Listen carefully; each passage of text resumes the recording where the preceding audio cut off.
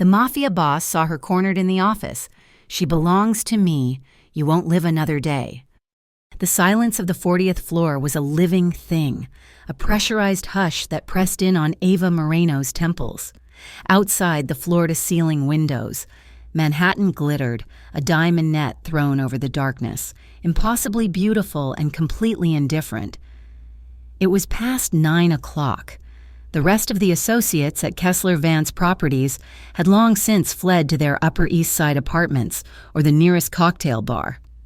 Ava remained, the glow of her monitor painting her face in a sterile blue light. She was quiet, the kind of woman most people looked past, with soft brown hair pulled back in a simple twist and eyes that held the weary shadow of too many responsibilities. But beneath the soft-spoken exterior, there was a core of resilience, forged in the fires of a life that had never been easy. This resilience was what kept her here, typing until her fingers ached, working 2 jobs to keep her head above the churning water of her mother's hospital bills. The chime of the private elevator made her jump, a jolt of caffeine-fueled adrenaline. "Mr. Henderson stepped out, his tie loosened, his face slick with a mixture of sweat and impatience. He was a man who lived on the acidic edge of his own ambition. He didn't greet her. He just slapped a thick file onto her desk, the sound cracking the silence. "Moreno, this needs to be finalized. Tonight." Ava blinked, pulling her gaze from the endless columns of numbers on her screen. She looked at the file. It was thick, bound in dark blue. The acquisition of a string of commercial properties downtown. "Mr. Henderson, this is the waterfront deal? I thought legal was still reviewing the zoning variances." "Legal is slow," Henderson snapped, waving a dismissive hand. "The client is getting antsy. They want the funds transferred before morning. Just process the paperwork. All the accounts are flagged." Ava opened the cover. Her gut tightened instantly. It was all there, a neon sign of wrongness that only someone who stared at these documents 50 hours a week could see. Shell corporations nested inside other shell corporations, routing addresses that led to offshore banks, and a purchase price that was at least 30% over market value. It smelled of dirty money. "Sir," she said, her voice quiet but firm, "the transfer protocol for this amount requires a 3-day review, and these holding companies, I can't verify their principals. It's urgent, Moreno." He cut her off, leaning in. His voice dropped, losing its bluster and gaining a slimy, conspiratorial edge. "Look, we all have bills to pay. Big ones." He glanced at her worn handbag, a subtle, cruel acknowledgement of her station. "This client is very important. They don't like to wait. Just get it done. Sign the authorization. I'll take the heat if there are questions." Ava knew he was lying. The signature on the bottom line would be hers. The digital footprint would lead back to her terminal. She was the firewall, the expendable secretary. She felt the familiar, bitter taste of powerlessness. She needed this job. Her mother needed her. "Yes, Mr. Henderson," she whispered, dropping her gaze back to the file. He grunted, satisfied, and turned, his expensive shoes squeaking on the marble as he walked back to the elevator. The doors slid shut, and Ava was alone again, the silence now feeling less like peace and more like a tomb. An hour later, she was walking the bleached bright corridors of St. Jude's Hospital, the smell of antiseptic and stale coffee clinging to the air.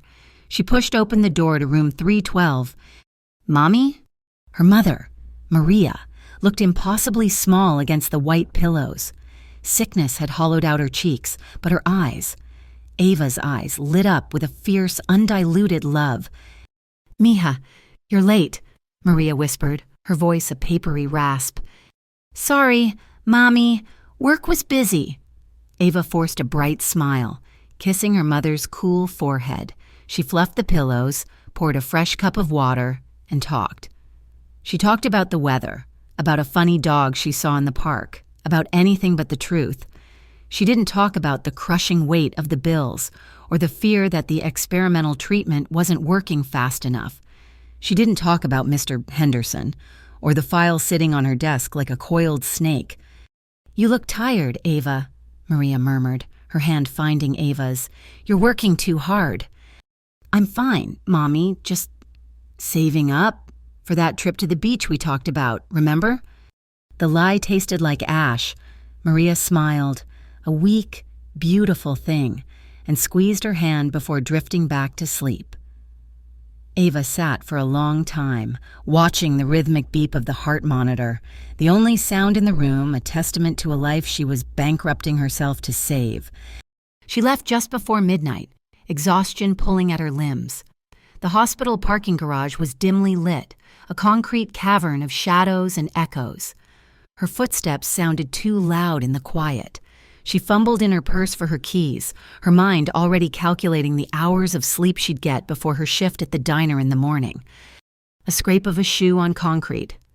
Ava froze. She looked up. He was leaning against a concrete pillar, bathed in the sickly yellow light. He was different. Thinner than she remembered, harder, but the eyes were the same dead, possessive emptiness that had haunted her nightmares for 2 years. "Derek," she breathed, her blood turning to ice. "Hey, Avi!" His voice was a rasp, a sound she thought she'd finally forgotten. He pushed off the pillar, taking a step toward her. He was wearing prison-issue denim and a thin jacket. "Been a while. You didn't visit." I didn't know you were out." She took a step back, her hand tightening on her keys, the metal biting into her palm. 2 weeks. He smiled, a joyless baring of teeth. "Bet you hoped I'd stay in there forever, huh? But I'm back, and I see you're still working at that fancy place uptown, still wearing nice clothes." His eyes raked over her, making her feel dirty. "Leave me alone, Derek." Her voice shook, and she hated herself for it. He was in front of her in 2 quick strides, his hand shooting out, grabbing her wrist. His grip was steel. "Is that any way to talk to me, Avi? After all we had?" The smell of him, stale cigarettes and anger, filled her nostrils, and she felt a wave of panic so strong her knees buckled. "Let go of me." "My Tai, I'm not going anywhere," he hissed, his face close to hers. "You owe me. For the time I did, you think you're better than me now. With your glass tower and your sick mom." He knew. Of course he knew. He'd find her weakness and dig his fingers in. "You're going to help me. Ava, I need money, and you're going to get it for me." "I don't have any money," she cried, trying to wrench her arm free. "But your bosses do." His grip tightened, bruising. "You're mine, Ava. You always were, and I always collect what's mine. You remember that." He shoved her back, hard. Ava stumbled, catching herself on the hood of a car. Derek lingered for a moment, his eyes promising violence, then melted back into the shadows. Ava didn't wait.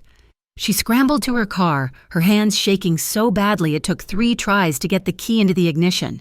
She locked the doors, her heart hammering against her ribs like a trapped bird. He was back. The monster from her past was back, and he'd found her. She didn't go home. She couldn't. Her tiny apartment would feel like a trap. She drove back to the one place she felt not safe, but anonymous. The office. Fueled by a terror that had burned away her exhaustion. Ava sat at her desk, the city lights mocking her. She couldn't think. Derek's threat and Henderson's pressure merged into a single, suffocating knot in her stomach. She looked at the blue file. She was trapped. Henderson would fire her if she refused. Derek would hurt her if she had no money. She was pinned, and the only way out was through. Her indignation from earlier sparked again, a small, hot ember in the cold fear. If she was going down, she would know why. For the next hour, Ava wasn't a secretary. She was a detective. She ignored the transfer sheets and dug into the names of the shell corporations. She cross-referenced them with an archived news database, a subscription the firm kept for client research. A name popped up, Arturo Falcone. Her blood ran cold. She'd heard that name. Whispers in the break room, a hushed mention by one of the partners in the elevator. The Falcone family. A rival. A rival to whom? She kept digging. The Falcones were expanding, aggressively moving into territories that were not theirs, territories that, according to a year-old Financial Journal article, belonged to one name: Bravetti. The realization hit her like a physical blow. This wasn't just a shady deal. This wasn't just kickbacks. This was money laundering. This was a land grab. This was the Falcone family using Kessler Vance to wash their money and steal territory from the Bravetti crime family. And she, Ava Moreno, was the one processing the paperwork. She was the one putting her signature on a declaration of war. She stared at the screen, her heart a cold stone in her chest. She was caught. Not between her boss and her ex-boyfriend. She was caught between two mafia families. The next afternoon, the air in the office was electric. Henderson was pacing his glass-walled office, his face a sickly shade of gray. Mr. Vance, the senior partner in the firm's shark, stood stiffly by the window, staring down at the city. Ava had said nothing. She had come in, pale but composed, and sat at her desk, the file still sitting where Henderson had left it. She couldn't sign it, but she couldn't report it, so she did nothing. At precisely 3:15, the private elevator chimed. The doors opened, and the temperature in the room seemed to drop 10 degrees. Two men stepped out first, flanking the entrance. They were built like mountains, dressed in dark, impeccably tailored suits. They didn't look like bodyguards. They looked like undertakers. Then he stepped out. Ava had never seen him before, but she knew, with absolute bone-deep certainty, that this was Luca Bravetti. He was tall, dressed in a suit that probably cost more than her mother's medical bills for the entire year. It was the stillness that struck her. Where Henderson was a flurry of nervous energy, this man was the eye of the storm. He moved with a deliberate, predatory grace. His hair was dark, his face a mask of chiseled, aristocratic features, but it was his eyes that held her.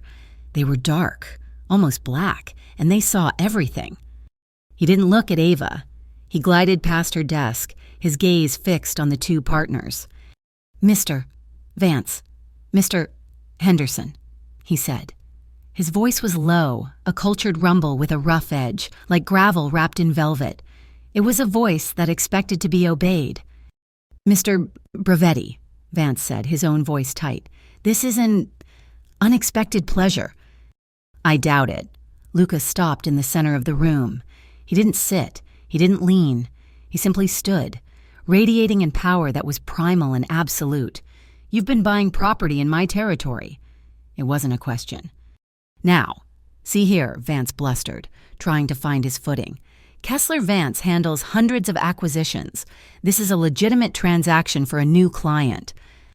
"Legitimate," Luca repeated, tasting the word. He almost smiled, a cold, sharp movement of his lips that held zero warmth. An interesting word for theft.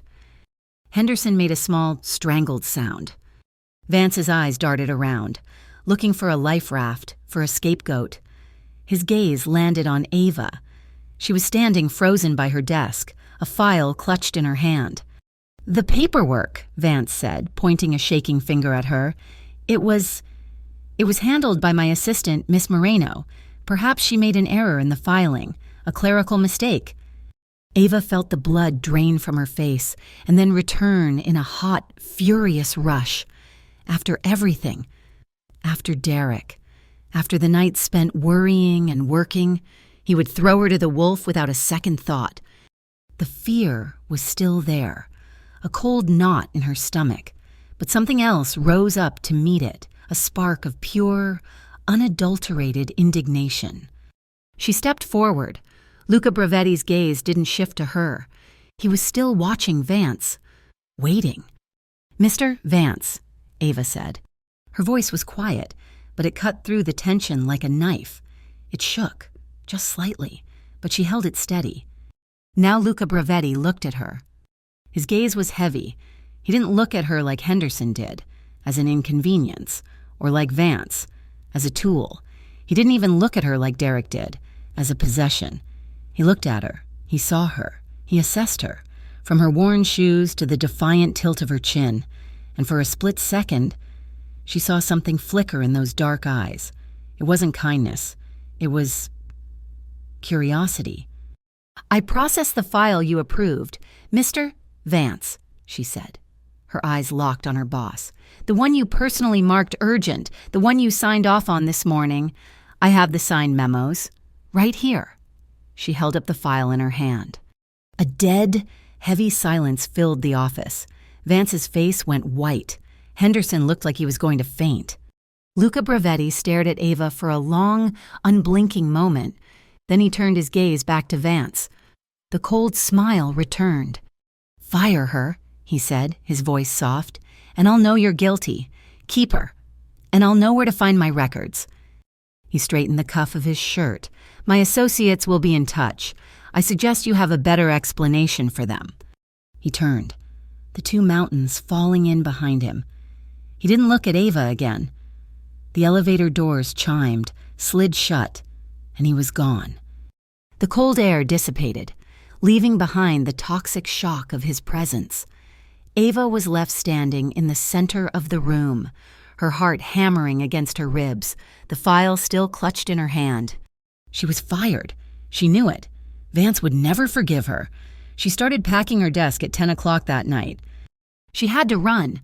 She'd take her mother and they'd go somewhere. Anywhere. She had a few $1,000s saved. It wouldn't last. But it was a start. She couldn't stay here. Not with Henderson and Vance wanting her gone. Not with Derek hunting her. And not with Luca Bravetti knowing she held the records. The office was dark, save for the single lamp on her desk. The city lights were her only audience. She was just taping a box closed when the main elevator chimed. Ava's heart leaped into her throat. She froze. It wasn't Henderson. It wasn't Vance. They were long gone. The door slid open. Two men stepped out. They were not like Luca's men. They were rough. Their clothes were cheap, and they smelled of stale beer and menace. "Look what we got here!" One of them sneered. He had a scarred lip and watery eyes. "Working late, just like he said. Derek sends his regards." The other one said, he was bigger, his hands thick and calloused.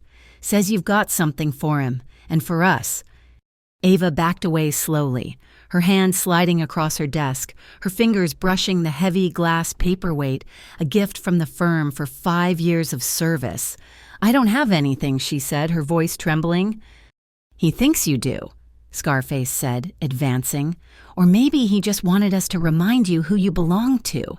He don't like his property being eyed by other men." The big one lunged. Ava snatched the paperweight and threw it with all her might. It struck him in the shoulder, and he roared in pain, but it didn't stop him.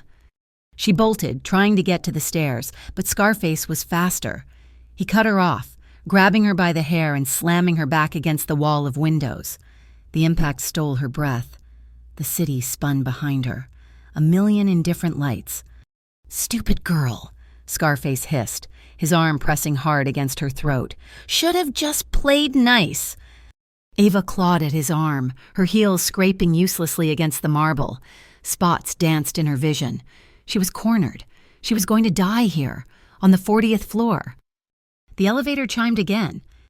Through the blackening edges of her vision, Ava saw the doors slide open. Luca Bravetti stood there, and he was alone this time. He wore no jacket, just a black shirt and trousers, as if he'd been interrupted. He took in the scene in a fraction of a second. Ava pinned against the glass, Scarface pressing on her throat, the big one rubbing his shoulder, already turning to face the new threat. "Get out!" Scarface yelled, trying to sound tough, his grip on Ava tightening.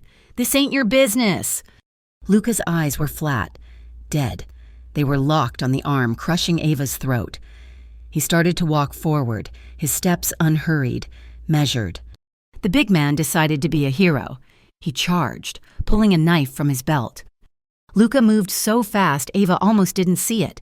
He sidestepped the clumsy lunge, his hand shooting out, not in a punch, but in a rigid strike to the man's throat. As the man gagged, Luca's other hand snapped his wrist, the sound of the bone a sickening crack in the quiet room. The knife clattered to the floor. The man collapsed, gurgling, clutching his throat. Scarface froze, his eyes wide with panic. His arm loosened on Ava just enough for her to drag in a desperate, burning breath. Luca stopped, just a few feet away. His gaze was locked on the man holding her. His voice was a low vibration, a seismic rumble of fury that seemed to shake the very floor. "She belongs to me." The attacker was shaking now. Who the hell are you?" Luca's face was a mask of cold rage. "You won't live another day." He didn't wait for a reply. He closed the distance. Ava screamed and ducked as Luca grabbed the arm that held her, twisting it with brutal, expert leverage. A sharp snap echoed in the room, and Scarface shrieked, his arm breaking. He let go of Ava, stumbling back. Luca was a blur of cold, efficient violence. He didn't brawl. He dismantled. A strike to the knee, a hard palm to the nose, a final, devastating blow to the temple. The man dropped like a puppet with its strings cut, unconscious before he hit the marble. Silence. It flooded the room, absolute and terrifying, broken only by Ava's ragged, sobbing breaths. She was slumped against the glass, her legs giving out, shaking so violently she couldn't stand. Luca Bravetti stood over the two men, his chest rising and falling evenly. He hadn't broken a sweat. He looked down at them, not with triumph, but with disgust. He nudged the first man with his foot, then he adjusted his cuffs. His eyes found Ava. The lethal coldness was gone, replaced by something else, something dark and assessing, a darkness that wasn't anger, but possession. He walked toward her. Ava flinched, pressing herself against the glass, raising a hand. He stopped immediately, his hand hovering in the air between them. He didn't touch her. He just waited, his black eyes fixed on hers. "Are you hurt?" His voice was still low, but the killing edge was gone. Ava shook her head, unable to find her words. She was still gasping, her throat raw. He pulled a phone from his pocket, sending a text with one thumb, his eyes never leaving her. "My cleaning crew will handle this," he said. "And your bosses." He looked at her desk, at the half-packed box, her purse and her coat slung over the chair. He walked over, picked up her coat, and turned back. He held it open for her, a strange, almost gentlemanly gesture in the midst of the carnage.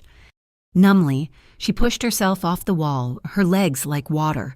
She slid her arms into the coat, his hands brushing her shoulders. A jolt, like static, passed through her. "You're not safe here," he stated. It wasn't a question. It wasn't a request. "You're coming with me." He placed his hand on her lower back. It wasn't gentle. It wasn't rough. It was firm, grounding, an undeniable pressure that guided her forward. He steered her toward the elevator, stepping over the first man's legs as if he were a pile of laundry. Ava kept her eyes fixed on the elevator doors, refusing to look down. They descended in complete, pressurized silence. The sterile box was thick with the unsaid, with the scent of violence and his expensive cologne. He guided her through the pristine, empty lobby. The night guard was nowhere to be seen. A black, obscenely expensive sedan was idling at the curb, its engine a low, powerful thrum. He opened the back door for her. She got in without a thought.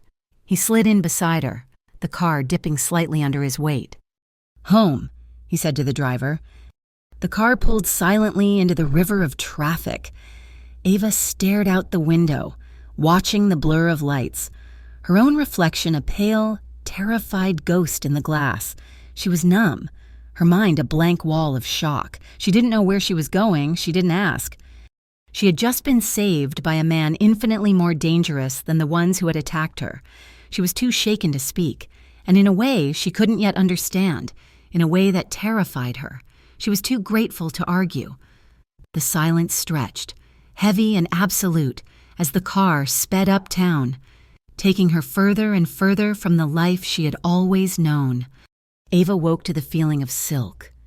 It was the first thing her mind registered, not the rough, worn cotton of her own sheets, but a deep, smooth, impossible softness against her cheek. The second was the silence.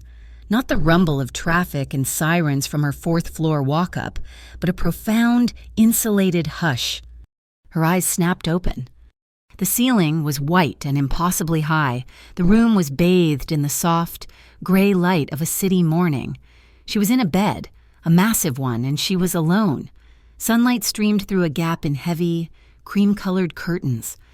She sat up, a wave of vertigo and sharp, stinging memory washing over her. The office, the men, the crack of bone, Luca. "Oh, God," she whispered, her voice a raw croak. Her throat ached, a deep, phantom pain where the man's arm had been. She looked down. She was still in yesterday's clothes, her work blouse and skirt, now rumpled and smelling faintly of her own fear. She swung her legs out of the bed. The carpet was so thick her feet sank into it.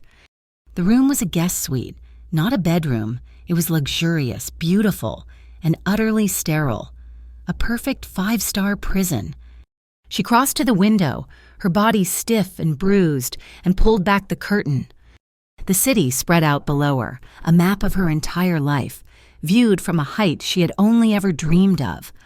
She was in a penthouse, high above Central Park, the water a sheet of metallic blue in the distance. The sheer power of the view was intoxicating, and it terrified her. Her purse and coat were sitting on a sleek, dark wood chair. Her phone was on the nightstand. She grabbed it, her fingers trembling. No new messages from her mother.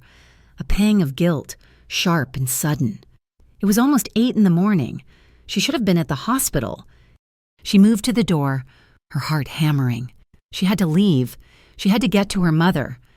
She pulled the door open. A man was standing in the hallway. He was built like the men from the elevator, dressed in a dark suit, his hands clasped in front of him. He wasn't looking at her, but he was aware of her. "Good morning, Miss Moreno," he said, his voice polite, impersonal. I have to leave," Ava stammered. "Mr.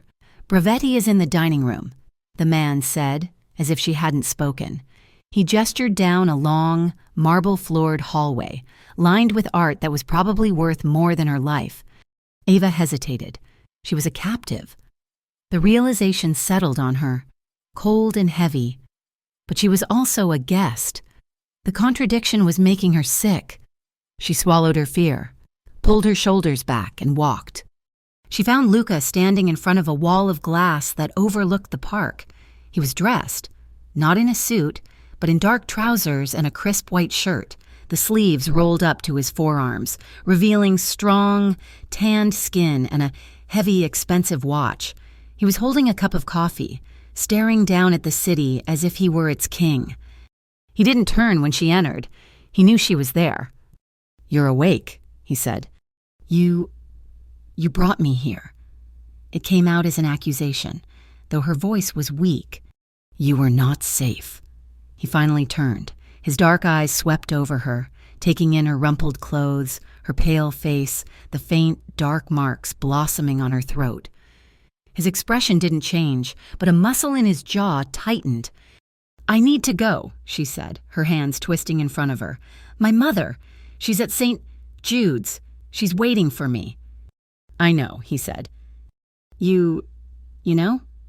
"I know you are Ava Moreno, 27 years old. Your mother is Maria Moreno. Room 312, pending approval for a 3rd round of experimental therapy. You work 2 jobs to pay for it. Kessler Vance and the night shift at the Pearl Street Diner. You are $4,200 behind on rent." Ava felt the blood drain from her face. He had taken her entire life and laid it bare in the space of a single breath. How? "It doesn't matter." He set his coffee cup down. "What matters is what happens now. You will not be returning to Kessler Vance. I've sent a message to Mr. Vance that your employment is terminated, at your request." What? You fired me." Panic seized her. That job was everything. It was her mother's lifeline. "You can't do that. I need that job."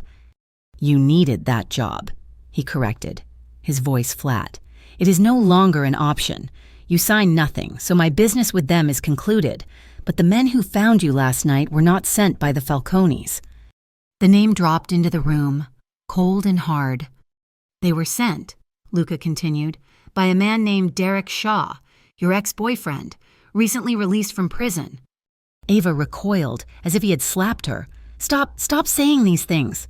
He sent them to scare you, Luca said, his voice relentless, and to send a message. He's been contacted by the Falcones. They see you as a loose end. Derek sees you as leverage against them and against me. His words were like stones, hitting her one by one. She backed away, her head spinning. No, you're wrong. He just wants money.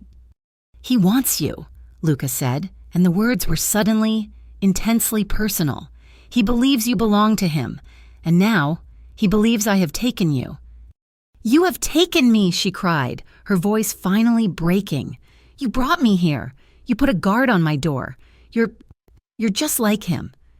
The moment the words left her mouth, she knew she had made a mistake. The air in the room crackled. The civilized mask dropped from Luca's face. He didn't move, but the stillness in him coiled, becoming something lethal. His eyes darkened, and for the first time, Ava saw the man from the office, the man who had moved with such cold, efficient violence. Do not, he said, his voice a low, dangerous growl, ever compare me to the animal who put his hands on you. Ava flinched, the gratitude she felt for him saving her, and the terror she felt of him crashed together, creating a wave of suffocating confusion. She felt tears of frustration and fear sting her eyes. What do you want from me? She whispered, the fight draining out of her. For now, he said, his composure returning, I want you to be alive, which means you will stay here, where I can see you. He gestured to a table set for one. There is breakfast. Fresh clothes have been provided in your room. I have business to attend to. The man outside your door is named Antonio. He will get you anything you need. He walked past her, the scent of his cologne, sandalwood and something metallic, washing over her. He didn't touch her. He just left. Ava was alone, in a multi-million-dollar apartment with a guard at her door. She was safe from Derek. She was safe from the Falcones. She was a prisoner. She spent the day in a haze of unreality. The clothes he'd provided were simple, elegant, and fit perfectly. Black silk pants, a soft cashmere sweater, no labels. They were laid out on the bed when she returned to the guest room, her old clothes having vanished, as if a ghost had tidied up. She wandered the penthouse. It was vast, cold, and quiet. Walls of glass, dark wood, minimalist furniture. There were no photographs, no clutter, no life. It was the home of a man who owned everything and felt nothing. She tried to call the hospital. Her call wouldn't go through. She tried to use the internet. It was locked. She paced. She sat. She stared out the window. She thought of her mother, alone and worried. She thought of Derek, his dead eyes, his bruising grip. And she thought of Luca. She belongs to me. His words echoed in her head. He had said it to her attackers. A claim, a warning. He hadn't asked her. He had simply decided. The gratitude was souring. He hadn't saved her out of kindness. He had saved her as an acquisition. He had taken her, just as Derek had tried to, just as Henderson had tried to use her. He was just more powerful. He was the apex predator, and she was something he had decided to keep. By late afternoon, the confusion had hardened into a cold, sharp anger. She would not be kept. She waited by the door, listening. She heard the shift change. Antonio left, replaced by a new guard. She heard Luca return, his voice a low murmur from an office down the hall. She waited until she was sure he was settled. Then she picked up her purse. She walked to the front door of the penthouse, her heart a cold, steady drum. The new guard, younger than Antonio, stepped in front of her. Miss Moreno, can I help you? I'm leaving, she said, her voice clear. I'm afraid I can't let you do that. You can't stop me, she said, her anger making her bold. I am not his property. Move. She tried to push past him. He didn't grab her. He just shifted his body, blocking her, his face a mask of polite regret. My orders are clear. For your safety, you are to remain. I don't care about his orders. There is a problem? Luca's voice came from down the hall. He emerged from his office, shrugging on a dark suit jacket. He'd been about to leave. He looked at Ava, her hand on the door, her face flushed with defiance. He looked at the guard. He nodded once. I will handle this, Marco. The guard simply melted away, disappearing down the hall. Now it was just the two of them in the long, marble entryway. The space felt suddenly small, charged. You are going somewhere? Luca asked. His voice was deceptively calm. I am going to the hospital, she said, her chin high. I'm going to see my mother. And then I'm going to find a new apartment and a new job, and you will never see me again. He stood in front of her, blocking the door. He wasn't touching her, but his presence was a physical barrier. You will not. You walk out that door. You will be dead before you reach the lobby, or Derek Shaw will find you, and that will be worse. That is my choice, she shot back, her voice shaking. It is not your choice. It is not your life. You can't just decide to keep me here. I can, he said, when it is to keep you alive. You're not doing this to keep me alive. You're doing this because you're a tyrant. You're angry that the Falcones use my office. You're angry that Derek thinks I'm his. And you're angry that I was in the middle of it. This is about your pride. This is about control. She spat the word at him. It was the truth. It was the one thing she had never been allowed to have, and the one thing every man in her life seemed determined to take. Luca's face hardened. He took a step toward her. Ava flinched, but she held her ground, her back against the solid wood of the door. He was close now, so close she could see the flecks of gold in his dark eyes. She could feel the heat radiating from his body. He didn't look angry. He looked something else, something darker and more complex. He lifted his hand. Ava tensed, her heart seizing, her mind flashing back to Derek. But his touch was not a strike. It was impossibly gentle. He brushed the back of his fingers against her cheek, his gaze locked on hers. His thumb traced the faint, ugly bruise on her jawline. Ava stopped breathing. The touch was electric, a shock to her system. It wasn't violent. It wasn't even kind. It was possessive. It was the touch of a man claiming a priceless object. You think this is about control? He murmured, his voice a low vibration that seemed to travel from his hand straight into her bones. He leaned in, his other hand coming up to rest on the door, next to her head, caging her. His face was inches from hers. She could smell the coffee on his breath, the clean, sharp scent of his skin. He brushed her hair back from her temple, his fingers lingering. If I wanted control, Ava, he whispered, his voice rough, you would not be in the guest room. If I wanted control, you'd already be mine. Ava's legs went weak. The threat was unmistakable, but it was wrapped in a layer of raw, undeniable chemistry that left her dizzy. She stared at him, her lips parted, unable to speak, her anger and her fear crashing into a sudden, confusing wave of heat. He watched her, his eyes hooded, analyzing her reaction. He saw her fear, and he saw the flicker of response she couldn't hide. He pushed off the door, stepping back. The cold air rushed into the space he had occupied. You will stay, he said. It was not a request. We will discuss the hospital tomorrow. He turned and walked away, leaving her trembling against the door, her skin burning where he had touched her. That night, the dam broke. The anger was gone, burned away by the intensity of their confrontation. All that was left was the exhaustion, the fear, and the profound, crushing weight of her life. She was trapped by Derek's past, trapped by her mother's future, and now, trapped by Luca's present. She curled up on the massive bed in the dark, silent room and wept. She cried for her mother. She cried for the life she had lost. She cried because she was so tired of being strong. It was a silent, desperate, hollowed-out sobbing that racked her small frame. She didn't hear the door open. She just sensed a change in the air, a presence. She tensed, rolling over, wiping at her eyes. Luca stood in the doorway, a dark silhouette against the light of the hall. He was in a black t-shirt and sweats, his feet bare. He looked human. "Go away," she choked out, humiliated to be seen so weak. He didn't go away.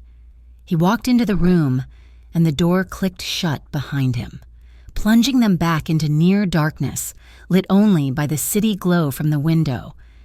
He didn't speak. He just sat on the edge of the bed, a few feet from her. He was just a heavy, warm weight in the darkness. Ava cried, unable to stop. He just sat there. He didn't offer platitudes. He didn't tell her it would be okay. He just bore witness to her despair. After a long time, her sobs quieted into hiccuping breaths. She lay on her side, facing him, her body curled in on itself. He told me he would always find me, she whispered into the darkness. Derek, he said I was his. He said it so many times, I think I believed him. Luca was silent for a long moment. He was wrong. Ava scrubbed at her face.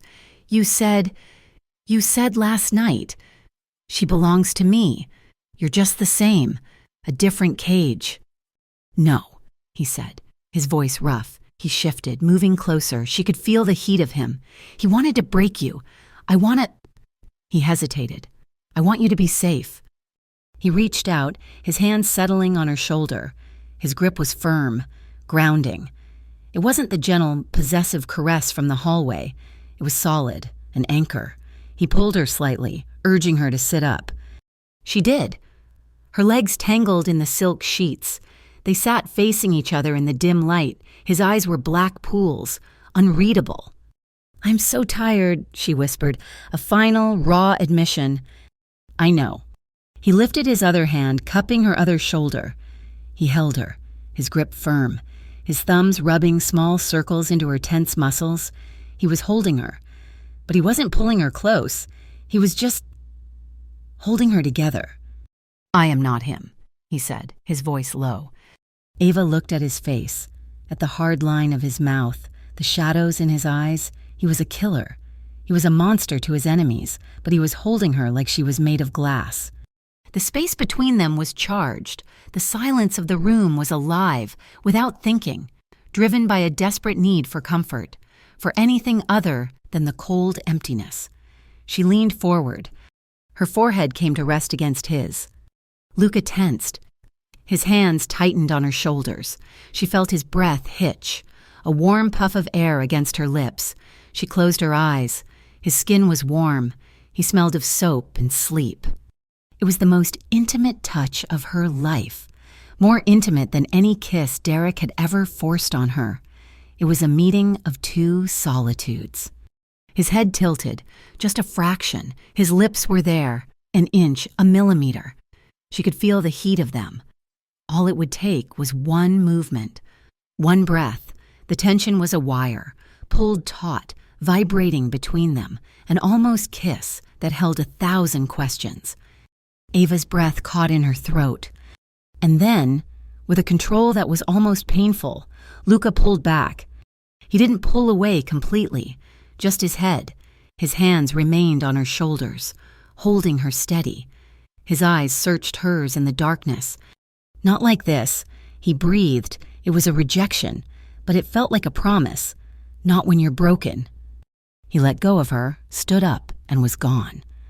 The next morning, Ava felt different.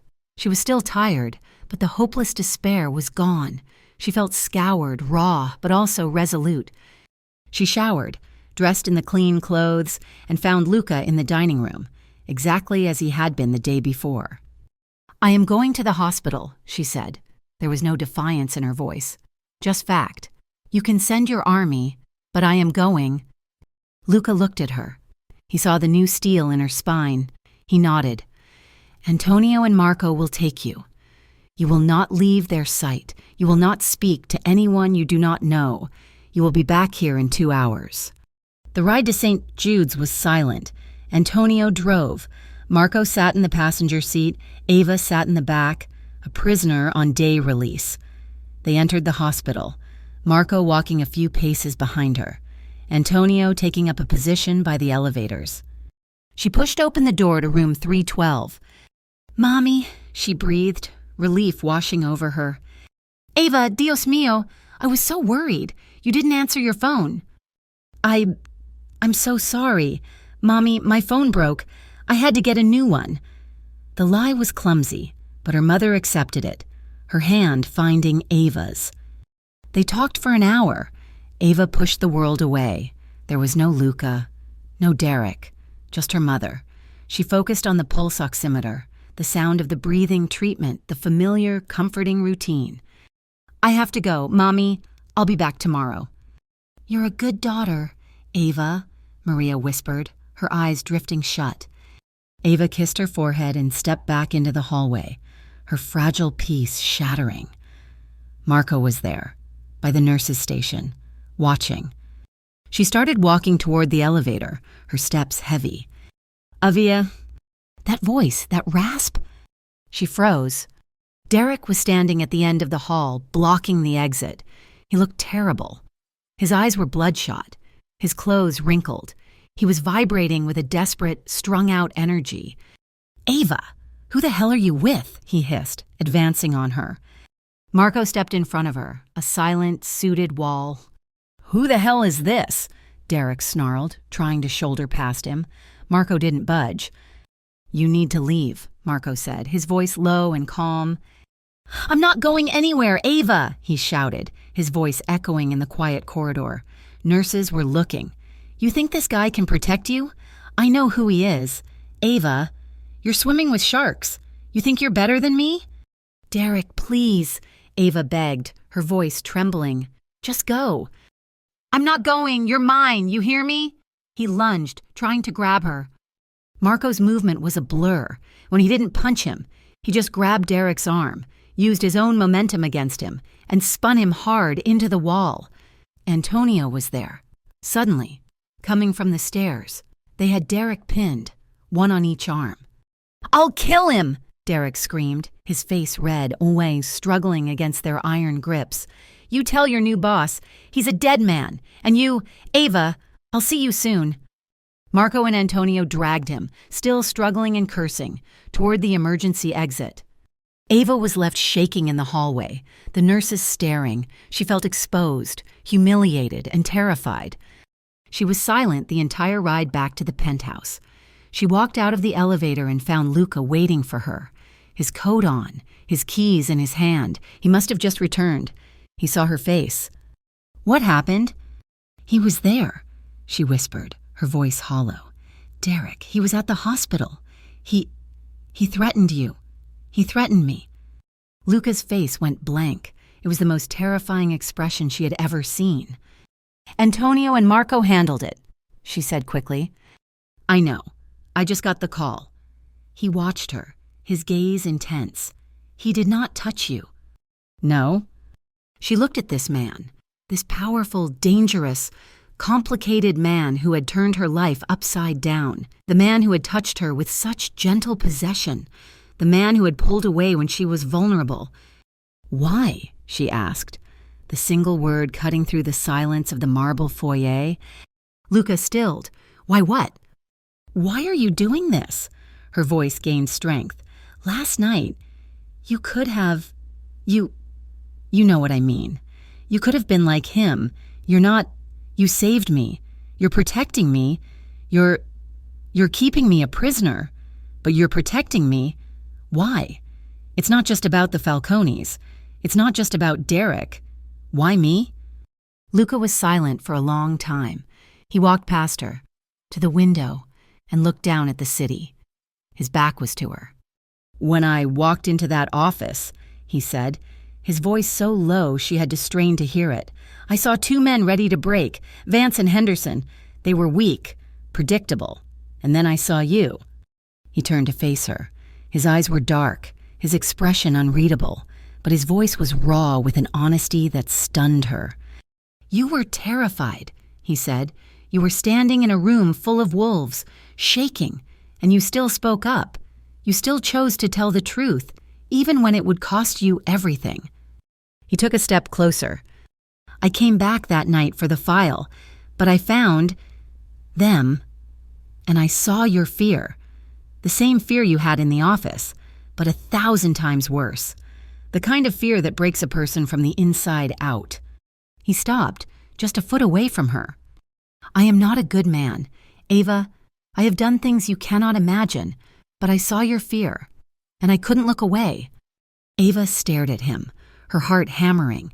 It was the truth, not a confession, not an absolution, but the simple, complicated truth. He hadn't saved her because he was a hero. He had saved her because her resilience and her terror had somehow staked a claim on him. And in that moment, she knew that his protection was the most dangerous and the most valuable thing she had ever possessed. His words hung in the air between them. I saw your fear, and I couldn't look away. It was not an absolution. It was a chain. It bound her to him just as surely as the armed man outside her door. But it was a chain forged of something other than malice. And for Ava, that was new. The penthouse, her gilded cage, began to change. The first 3 days were a suffocating silence. She was a ghost, haunting rooms of glass and steel. Luca was gone, immersed in the dark, churning mechanics of his world, dealing with the fallout from the office and Derek's public threat. Ava was left alone with her thoughts and the silent, watchful guards. On the 4th day, she couldn't stand the idleness. She couldn't stand being a porcelain doll, kept safe on a high shelf. She found him in his office, a room she had avoided. It was not like the rest of the penthouse. It was warmer, lined with dark wood and books, and it smelled of old paper and coffee. He was at his desk, a massive slab of mahogany, a stack of files spread before him. They were her files, the blue Kessler Vance acquisition file, and several others that looked just like it. He looked up when she entered, his eyes wary. "You're doing it wrong," she said. His brow furrowed. "Excuse me?" "You're looking at them like a boss," Ava said, stepping forward, her fear replaced by a familiar, nervous energy. This, she knew, spreadsheets, wire transfers, shell corporations, this was her world. You're looking for the name on the bottom line. That's not where they hide. They hide in the routing numbers, in the tax codes. She walked to his desk. He didn't stop her. He leaned back in his chair, a flicker of something, amusement, surprise in his dark eyes. He watched her, his arms crossed over his chest. "The Falcones were sloppy," she said, her voice gaining strength. She picked up a sheet. "This holding company, Atlantic Front Properties. You're trying to link it to Arturo Falcone. You won't, but the incorporation tax was paid by a law firm, Seeley and Croft. That same firm filed the zoning variance for this property, and this one. But the money for this one," she tapped a third file, "was routed through a bank in the Caymans. The account number has a 303 prefix. That's the same bank Henderson used for his personal slush fund 2 years ago." She looked at him. "You're not looking for one snake. You're looking for a dozen." And Henderson was helping them. For a percentage. Luca was silent.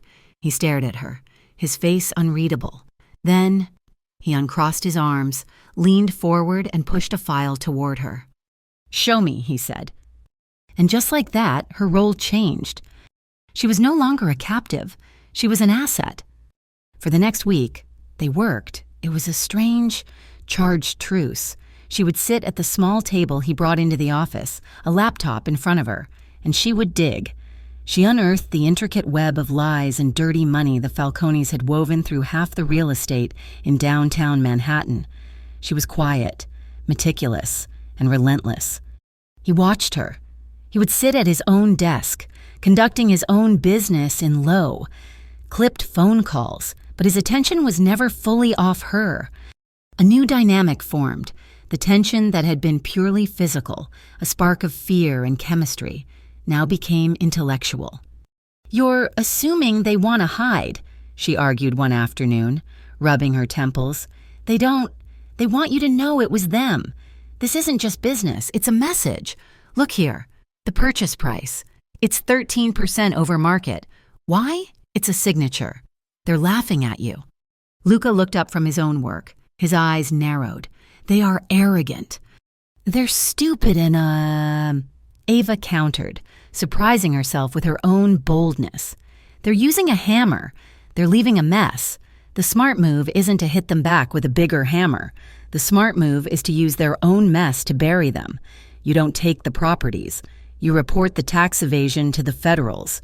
You use their arrogance to make them destroy themselves. Luca stared at her, a slow, dangerous smile touching his lips. It was the first real smile she had seen. You are not a secretary, Ava. I was a good one, and she said, bristling slightly. You are a queen, he murmured, almost to himself, quietly taking the king. They never see you coming. The air thickened. He stood up, walked to the small bar in the corner, and poured 2 glasses of water. He handed one to her. Their fingers brushed. The simple contact was a jolt, a reminder of the man who had held her in the dark. Thank you, she whispered, taking the glass. No, he said, his voice low. Thank you. The flirtation was never obvious. It was in the way he brought her coffee in the morning, remembering she liked it with 1 sugar. It was in the way she knew, without looking, that he was watching her work. It was in the arguments that felt less like fights and more like the sharpening of 2 blades. One night, they worked straight through, fueled by a breakthrough she'd had, linking Derek's known associates to a payroll account funded by a Falcone shell company. It was almost 10 o'clock. Ava was exhausted, her eyes burning, but she was buzzing with a sense of purpose she hadn't felt in years. That's it, she said, pushing back from the table. That's the last link. They've been paying him since he was inside. He was their man on the ground, meant to get to me and the Kessler-Vance data. He was their pawn, Luca said, his voice hard. He stood and rolled his shoulders, the muscles in his back moving under his shirt. You've done enough. You should eat. Ava realized she was starving. She hadn't eaten since breakfast. I can get something. I'll have it brought up, he said. He made a call. 20 minutes later, Antonio entered, not with takeout, but with 2 covered silver platters. The kitchen sent this up, sir, Antonio said, placing them on a small table near the window. He lit the 2 thick white candles on the table and disappeared. Ava looked at the table. It was a formal dinner. Steak, roasted vegetables, a bottle of red wine. Luca, this is... We worked hard, he said, his voice softer than she'd ever heard it. We should eat. It wasn't a request, but for the first time, his command didn't feel like a cage. It felt like care. They ate in a comfortable silence. The city lights spread out below them. The candlelight softened the hard lines of his face, making him look younger, more human. What will you do now? She asked, setting her fork down. Now that you have the proof. I will do what is necessary, he said, his eyes on the wine in his glass. You'll kill them, she stated. It wasn't an accusation. It was a fact. He met her gaze. He didn't deny it. I will protect my family, my territory. They drew first blood. And Derek? The name was a cold stone in her stomach. Luca's eyes hardened. He is a separate matter. He will be dealt with. A shiver ran through her. This man, who'd been so gentle with her, who had respected her mind, was a killer. The paradox of him was a chasm, and she was standing right on the edge. She stood up, needing air. It's warm in here. She slid open the glass door to the balcony. The air was cool, damp. A light rain had begun to fall, a soft mist that beaded on the glass railing and made the city lights blur into a watercolor painting. She breathed it in, the smell of wet concrete and ozone. So high up it was almost clean. She heard him come up behind her. He didn't touch her. He just stood there, his warmth at her back. You're afraid of me, he said. Yes, she whispered, her voice trembling. And yet, you are still here. You did not run from my office. Where would I run? Luca? She asked, turning to face him. The balcony was small, and she was only a foot away. The rain was so light it was just a coolness on her cheeks. You are the most resilient person I have ever known, he said. his voice a low rumble. "You bend, but you do not break." He lifted his hand, his thumb tracing the line of her jaw, just as he had in the hallway. But this time, it wasn't a threat. It was a question. "I don't know who you are," she whispered, her heart hammering. "Neither do I," he said, his gaze dropping to her mouth. "Not when I am with you." He leaned in slowly. He gave her every chance to pull away. She didn't. She was trapped, not by his strength, but by a gravitational pull she no longer had the will to fight. And then he kissed her. It was not the bruising, desperate kiss of a man like Derek. It was a kiss of slow, deliberate conquest. His lips were firm, warm, and questioning. He tasted of red wine and rain. It was acclaiming. Ava's hands came up, her fingers gripping the front of his expensive shirt, holding on as if the world were tilting.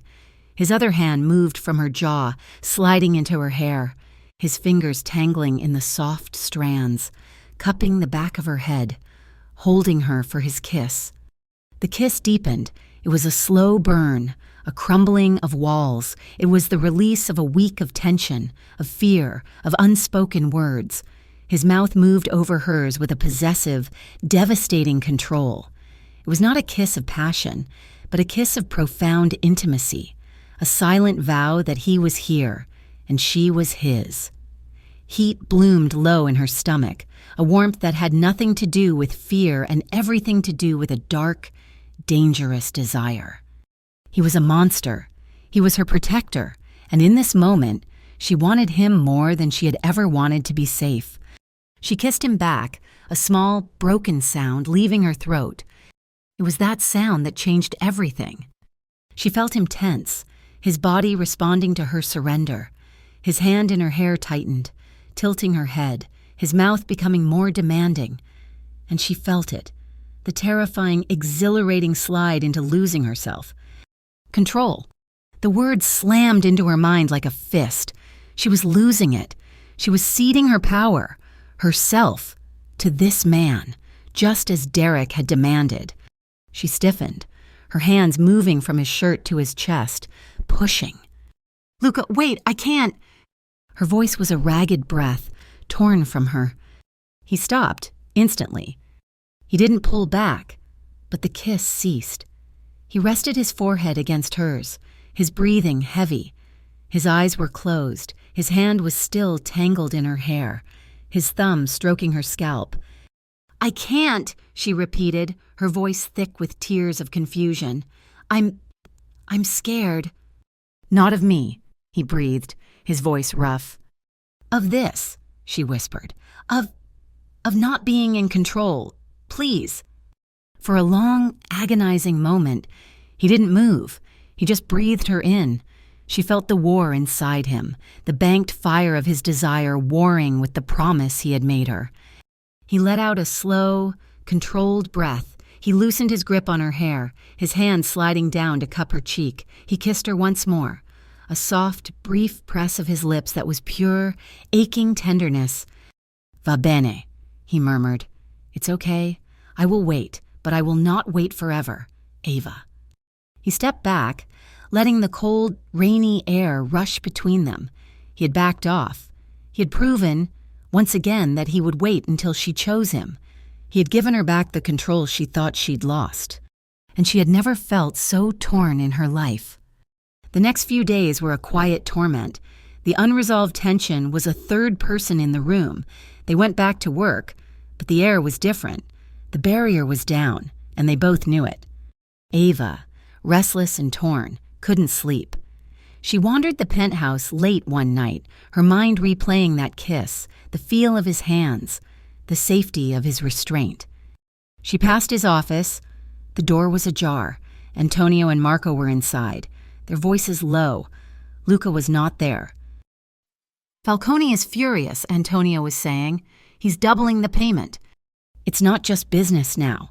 Marco's voice, the man who had protected her at the hospital. "It's blood. He's put a price on the girl's head. A full, open hit. He wants her dead, just to hurt the boss." Ava's blood ran cold. Her hand flew to her mouth. A price, a hit. It wasn't just protection anymore. It was survival. She backed away, a silent, cold dread filling her. She ran to her room and locked the door, her body shaking.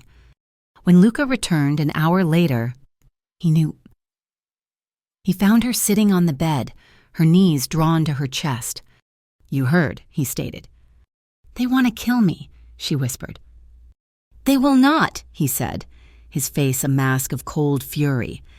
"Because you'll kill them first?" she cried, her voice rising. "Because you will not be an easy target," he said. He walked to the door. "You are not to leave this penthouse. You are not to go near the windows. Antonio will be outside this door. Marco will be at the elevator. You are on lockdown. Understood?" The words hit her, one by one, locked down, outside the door, cage. "No," she said, a low, trembling word. "This is not a negotiation, Ava." "No!" She leaped off the bed, her panic and her rage merging into one. "You don't get to do that. You don't get to lock me in a room. I am not your prisoner." "I am trying to keep you alive," he roared, his control finally snapping. The sheer force of his voice made her flinch. "By caging me?" she screamed back. "That's what he did. Derek, he locked me in. For my own good. So I wouldn't talk to other men, so I'd be safe. It's the same. It's the same thing." It is not the same." He stalked toward her, his eyes blazing. "It is." She pushed him in the chest, hard. He didn't budge. He was a mountain. "You kissed me. You make me feel safe. And now you're locking the door. You can't cage me, Luca. I won't let you. I'd rather be dead than be in a cage again." The words hung in the air, raw and ugly. Luca's face went white. The anger drained out of him, replaced by a look of such profound, cold shock that it silenced her. He looked at her as if she had physically wounded him. "Get in the hall, Antonio," he said, his voice quiet. "Boss? Get out." Antonio backed out, closing the door. Luca stood in front of her. He looked broken. "You would rather be dead," he repeated. I didn't mean..." "Yes, you did." He turned away from her, running a hand through his dark hair. "I'm trying to keep you from... And you see him." He walked to the window, staring out. "I leave in 10 minutes. I am meeting my capos. We are ending this. Stay. Here."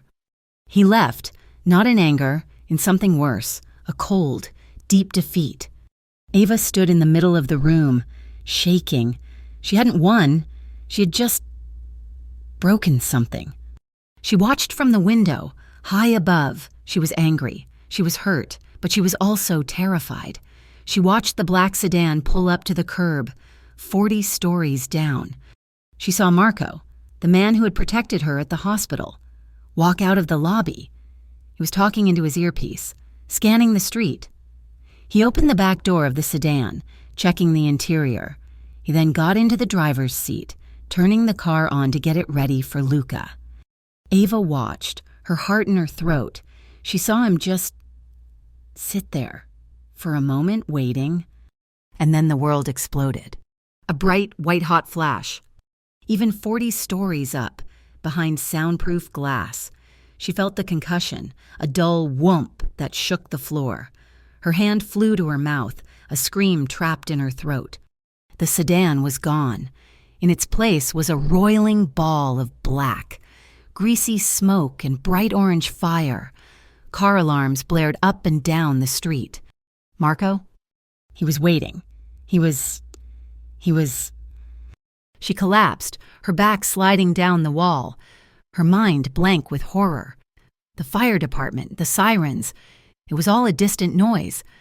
She was still there when Luca found her. An hour later, he must have taken the service elevator. His face was grim, his suit jacket gone, his white shirt stained with soot. Ava. She looked up, her eyes vacant, tears streaming down her face. "He's dead, Marco. He's dead, because of me." "He is dead," Luca said, his voice hollow. "Because of them." "No." She was sobbing now, rocking back and forth. "It was for me. That bomb was for me. Or for you, but I killed him." "Stop it." Luca knelt in front of her, his hands on her knees. "It's my fault," she wept. I'm a curse. Everyone who touches me. My mother, Derek, and now Marco, and you." "Stop it!" He grabbed her, his hands on her shoulders, shaking her hard. "This is not your fault. This is mine." "Yours? This is my life, my war." His eyes were haunted, filled with a darkness she had never seen. I brought you into it. I should have been more careful." He sat down on the floor, his back against the wall next to her. He was no longer the boss. He was just a man who had just lost one of his own. "I had a sister," he said, his voice flat, staring at the opposite wall. "Elena, she was 16. She was beautiful and loud, and she hated that I was what I was, but I was her brother. I was supposed to protect her." Ava stopped crying, listening, her breath catching. "A rival family, the Costellos. They wanted to send me a message, like the Falcones. I was careless. I was arrogant. I thought they wouldn't dare. They put a bomb in her car." He closed his eyes, a single agonizing beat of silence. "I wasn't careful enough," he whispered. "I wasn't there. I wasn't careful. And she died because of me." He opened his eyes, and they were raw with a pain that was 20 years old. He looked at Ava, and for the first time, she truly saw him. She saw the man beneath the monster. "I will not," he said, his voice a raw, iron vow. "Let that happen again. Do you understand me? I will not lose you, because I was not careful enough." Ava's breath hitched. She saw his trauma, a mirror of her own, his guilt, his fear. Without a word, she moved. She slid the few inches on the floor that separated them and put her arms around his middle. Burying her face in his soot-stained shirt, she held on to him, this dangerous, broken man. Luca tensed, his entire body going rigid, and then, slowly, his arms came up. One hand settled on her back, the other cradled the back of her head, pulling her close. He held her. They didn't speak. They just sat on the floor, in the cold, luxurious room, two survivors, clinging to each other in the dark. Later, she didn't know how. They ended up on the living room couch. She was exhausted, emotionally scoured. He led her there, his arm never leaving her.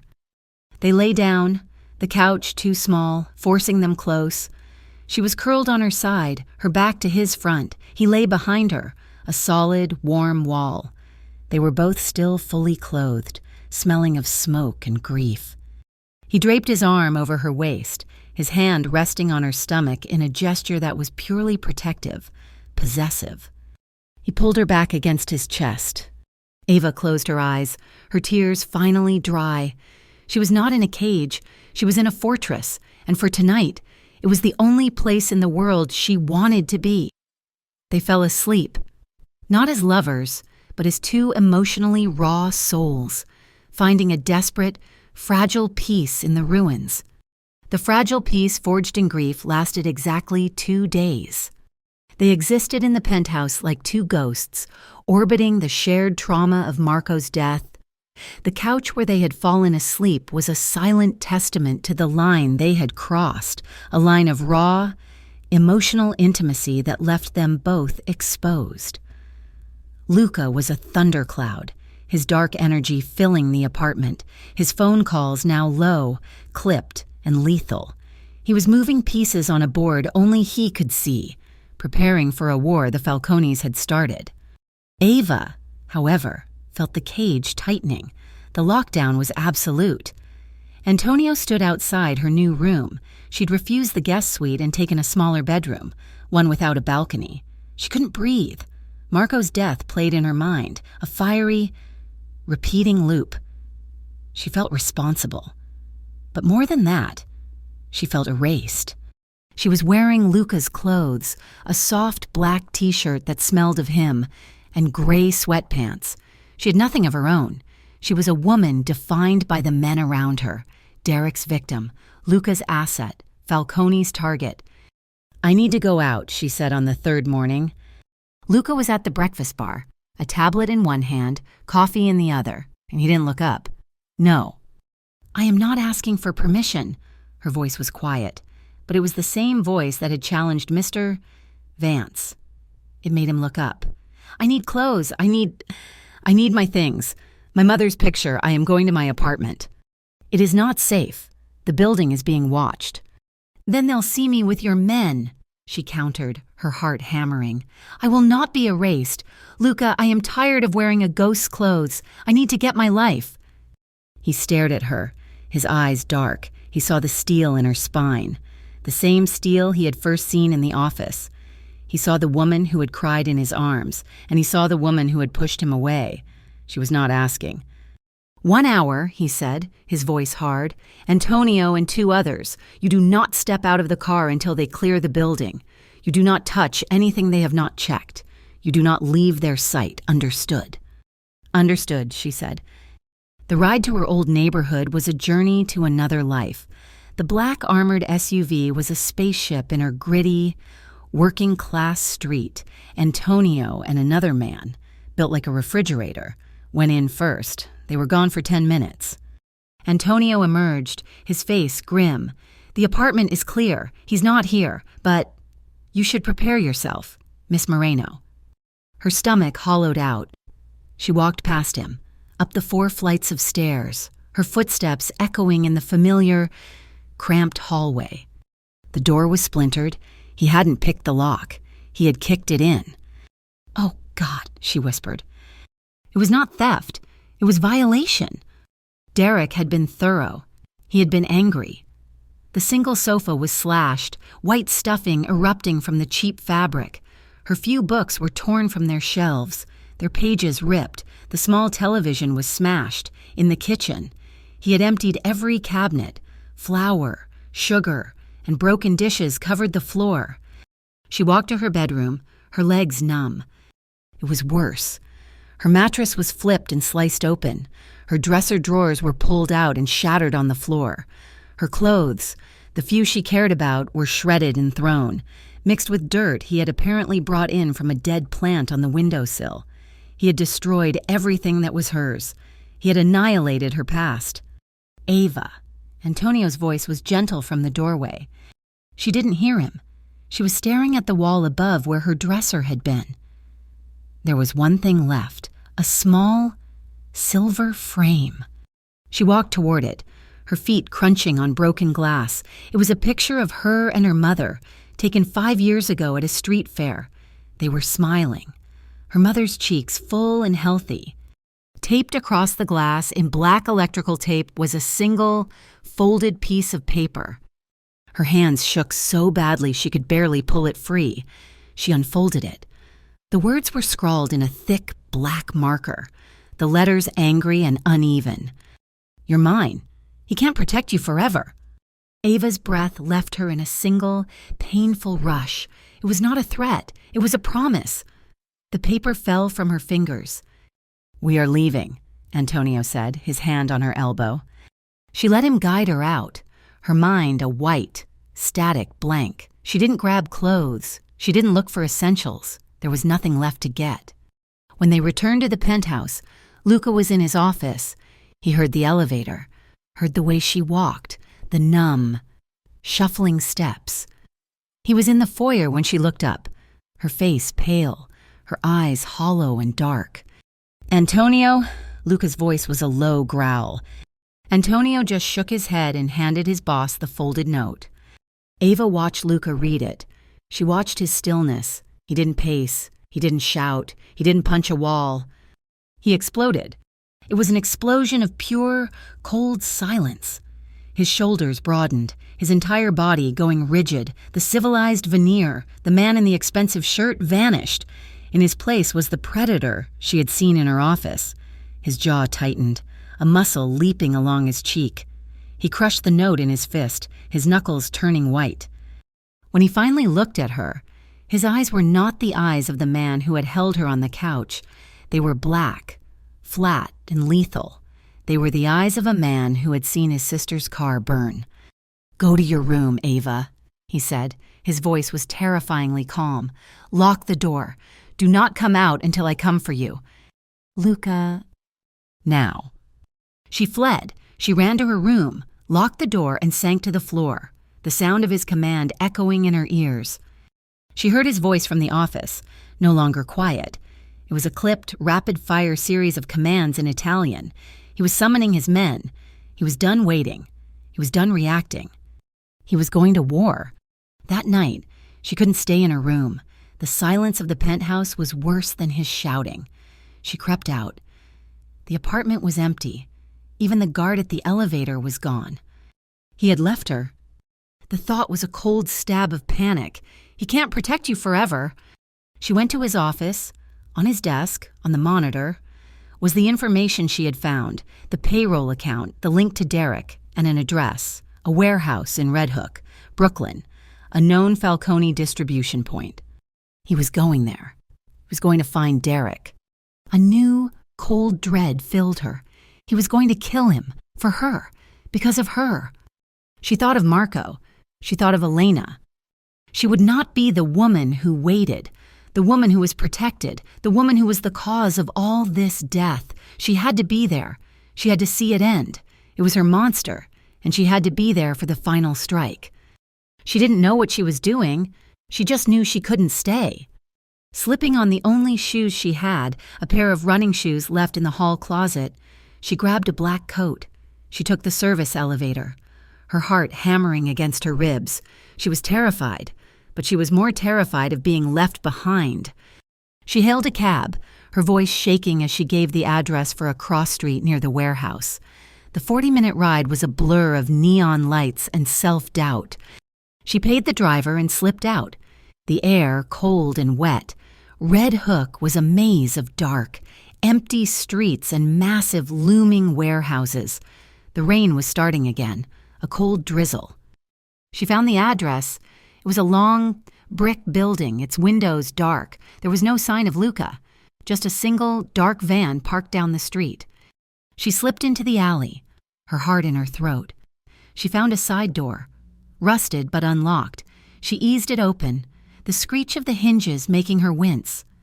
The inside was vast, dark, and smelled of mildew and old oil. Moonlight streamed in from high, dirty skylights, painting the floor in pools of gray. The warehouse was filled with shipping containers and wooden crates stacked high, creating a maze. She heard a muffled sound, a grunt. She crouched behind a stack of pallets, her breath held tight. Then she saw them, shadows detaching from other shadows, Luca's men, at least 6 of them, moving with a silent, practiced efficiency. They were ghosts. She saw Luca.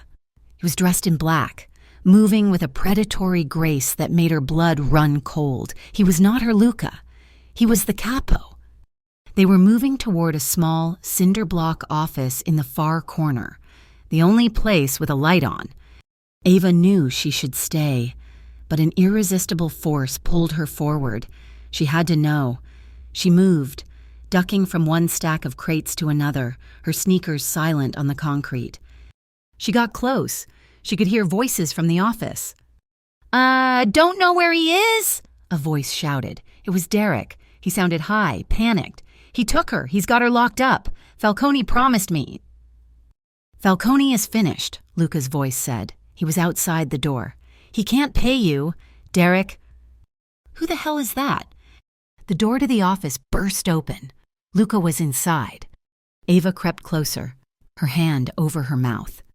She peeked around the edge of a tall metal shelf. She saw Derek. He was backing away from Luca, his eyes wide with terror. He looked pathetic, thin, and strung out. "Bravetti," Derek breathed. It was just business. The girl, she's nothing. She's just..." "Do not," Luca growled. "Say her name." "You want her? You can have her. I don't care. I just want out." Derek was blubbering, holding his hands up. "You put your hands on her," Luca said, his voice a low vibration of absolute hate. "You put a bomb in my car. You ransacked her home." "No, that was Falcone's men. I just told them, no, You told them," Luca finished. He took a step forward. And Ava, in her desperate, terrified need to stop it, moved. Her foot hit an empty paint can. It didn't just tip, it rolled. The clatter-clank-clank of the metal on the concrete was as loud as a gunshot in the silent warehouse. Derek's head snapped toward the sound. Luca froze. From a catwalk above, a voice yelled, "We're not alone, it's a setup!" The world erupted. It wasn't a clean, silent takedown. It was an ambush. Falcone had left a skeleton crew. Gunfire, loud and echoing, exploded from the shadows. Luca's men returned fire. The air filled with the deafening crack of shots and the smell of cordite. Ava screamed and ducked back, pressing herself against the metal shelf. Derek saw his chance. He dove for a gun on the desk. "Luca!" Ava shrieked. Luca turned, saw Derek with the gun, and moved. But a man on the catwalk had a bead on him. "Boss, look out!" Antonio yelled, his own gun firing. Another man, one of Falcone's, appeared from behind the crates, not 10 feet from Ava. He saw her. He saw the woman from the news, the woman with the price on her head. He grinned, a terrible, gap-toothed expression, and raised his pistol. Ava stared down the barrel, frozen. Time stopped. A black shape slammed into her, tackling her to the ground, shielding her with its own body. It was Luca. He landed on top of her, his weight crushing, his arms a cage of steel around her. The impact knocked the breath from her lungs. A shot rang out, impossibly loud, and she felt him flinch, his whole body seizing. "No!" she screamed. "We're clear!" Antonio yelled. "Boss, we have to go, now!" Luca grabbed her, his hand in her hair, hauling her to her feet. "Run!" He didn't let go. His hand clamped on her arm in a bruising grip, dragging her as they ran. Shots followed them. They burst through the side door and into the rain, piling into the black SUV that had screeched to the curb. "Go, go!" Luca yelled at the driver. The tires smoked, and the SUV fishtailed onto the dark street, leaving the sounds of the gunfight behind. Ava was sobbing, hyperventilating. You're shot. I saw.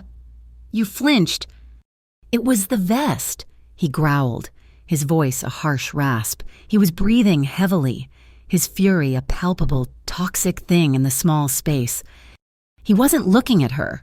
He was staring straight ahead, his jaw working, his hand still clamped on his chest where the bullet had hit his armor. "Where is he?" she whispered. "Derek." "Gone," Antonio said from the front seat. He went out the back in the confusion. He was still out there. The ride was silent, a suffocating 10-minute eternity. They didn't go back to the penthouse. The driver took them to a high-rise in Battery Park, pulling into a private, underground garage. Luca dragged her out of the car. He didn't speak. He shoved her into a private elevator, his hand on her back, his fingers digging into her.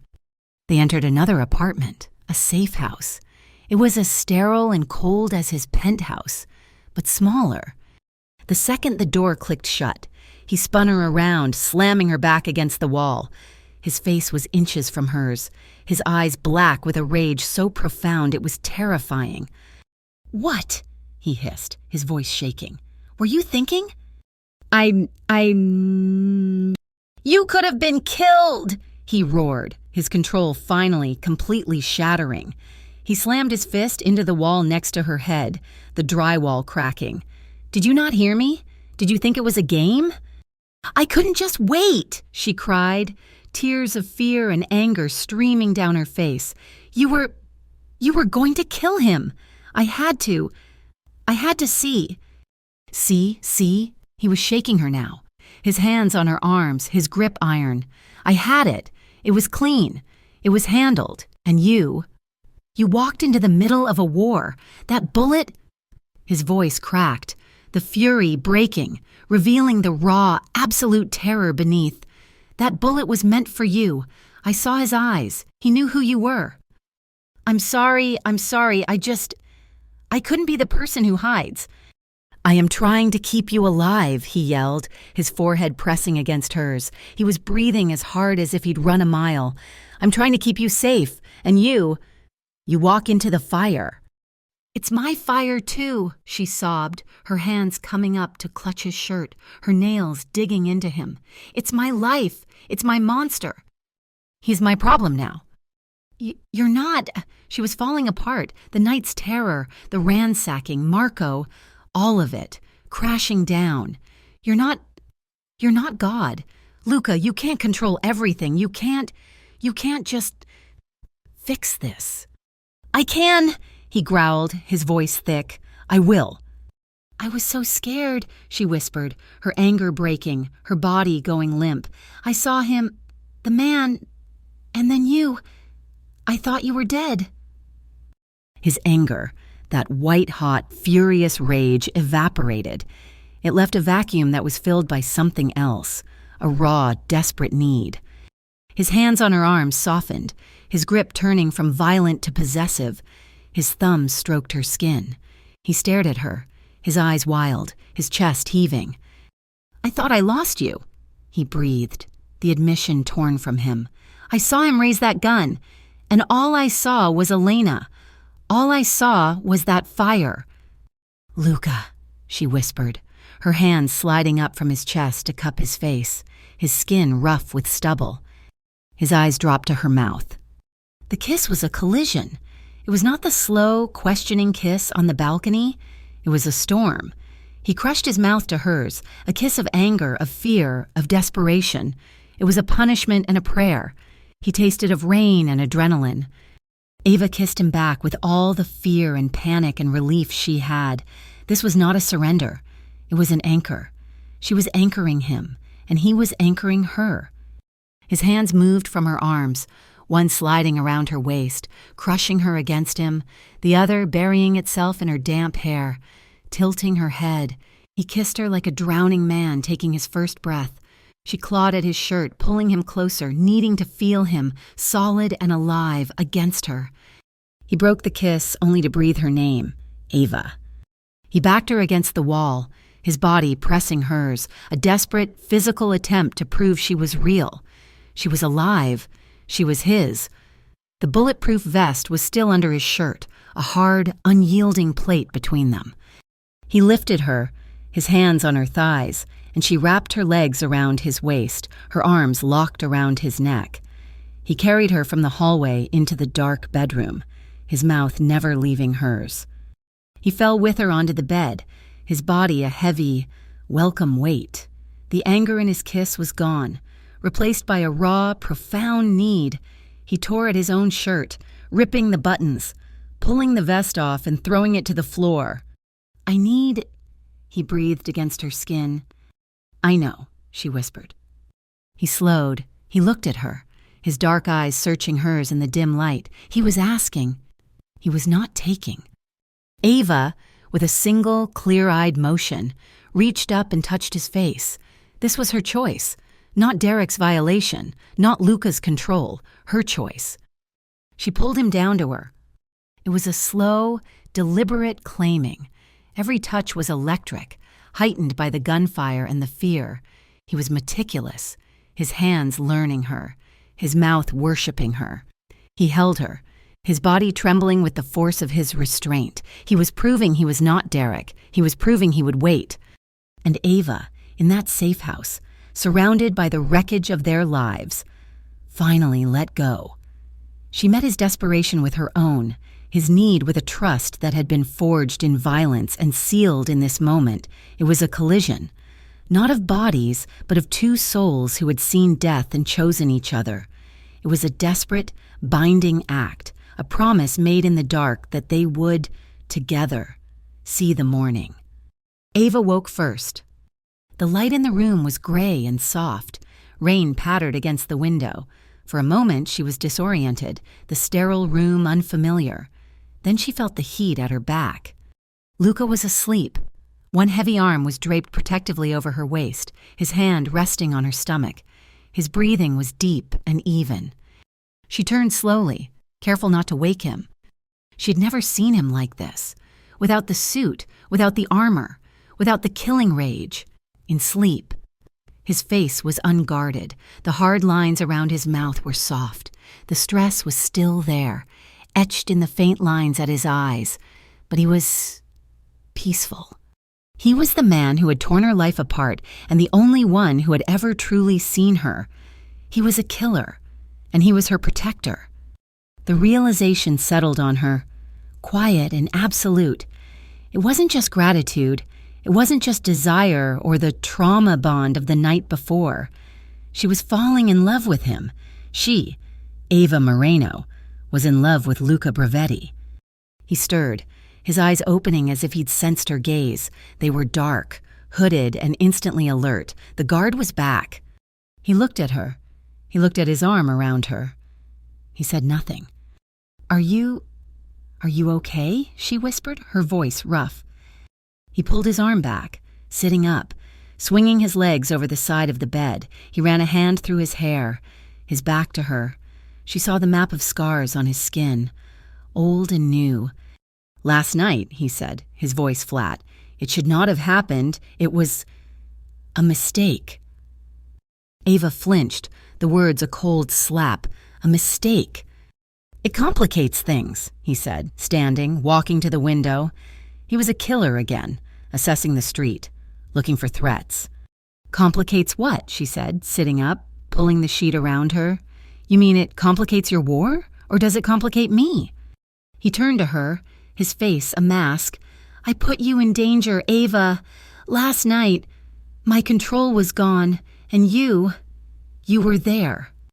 "I was there because I chose to be," she said, her voice quiet but strong. "Just like last night was my choice. It wasn't a mistake. Luca, it was the only thing that made sense." He looked at her, at the new strength in her face, the defiance. "This life," he said, his voice raw. "This bloodshed, the killing, it is all I have ever known. It is my father's legacy. It is my poison." He looked away, back out the window. "I want something else. I want a morning, quiet, you." He let out a harsh, self-deprecating laugh. "But it is too late for me. I am in this. I cannot get out." "Too late." Ava got out of the bed, the sheet trailing behind her. She walked to him, standing in front of him, forcing him to look at her. "You're alive. Luca, it is not too late." "You don't understand," he said, his voice harsh. "The Falcones, Derek, they will not stop. Not until I am dead, or you are." She reached up, her hand cupping his rough cheek, his eyes closed at her touch. "Then let me be the reason you want out." His eyes snapped open. He stared at her, seeing her. Really seeing her. Not as a victim, not as an asset, but as an anchor. "Let me be the reason you finish this," she whispered. "Not for revenge, not for territory, for us, so we can have another morning."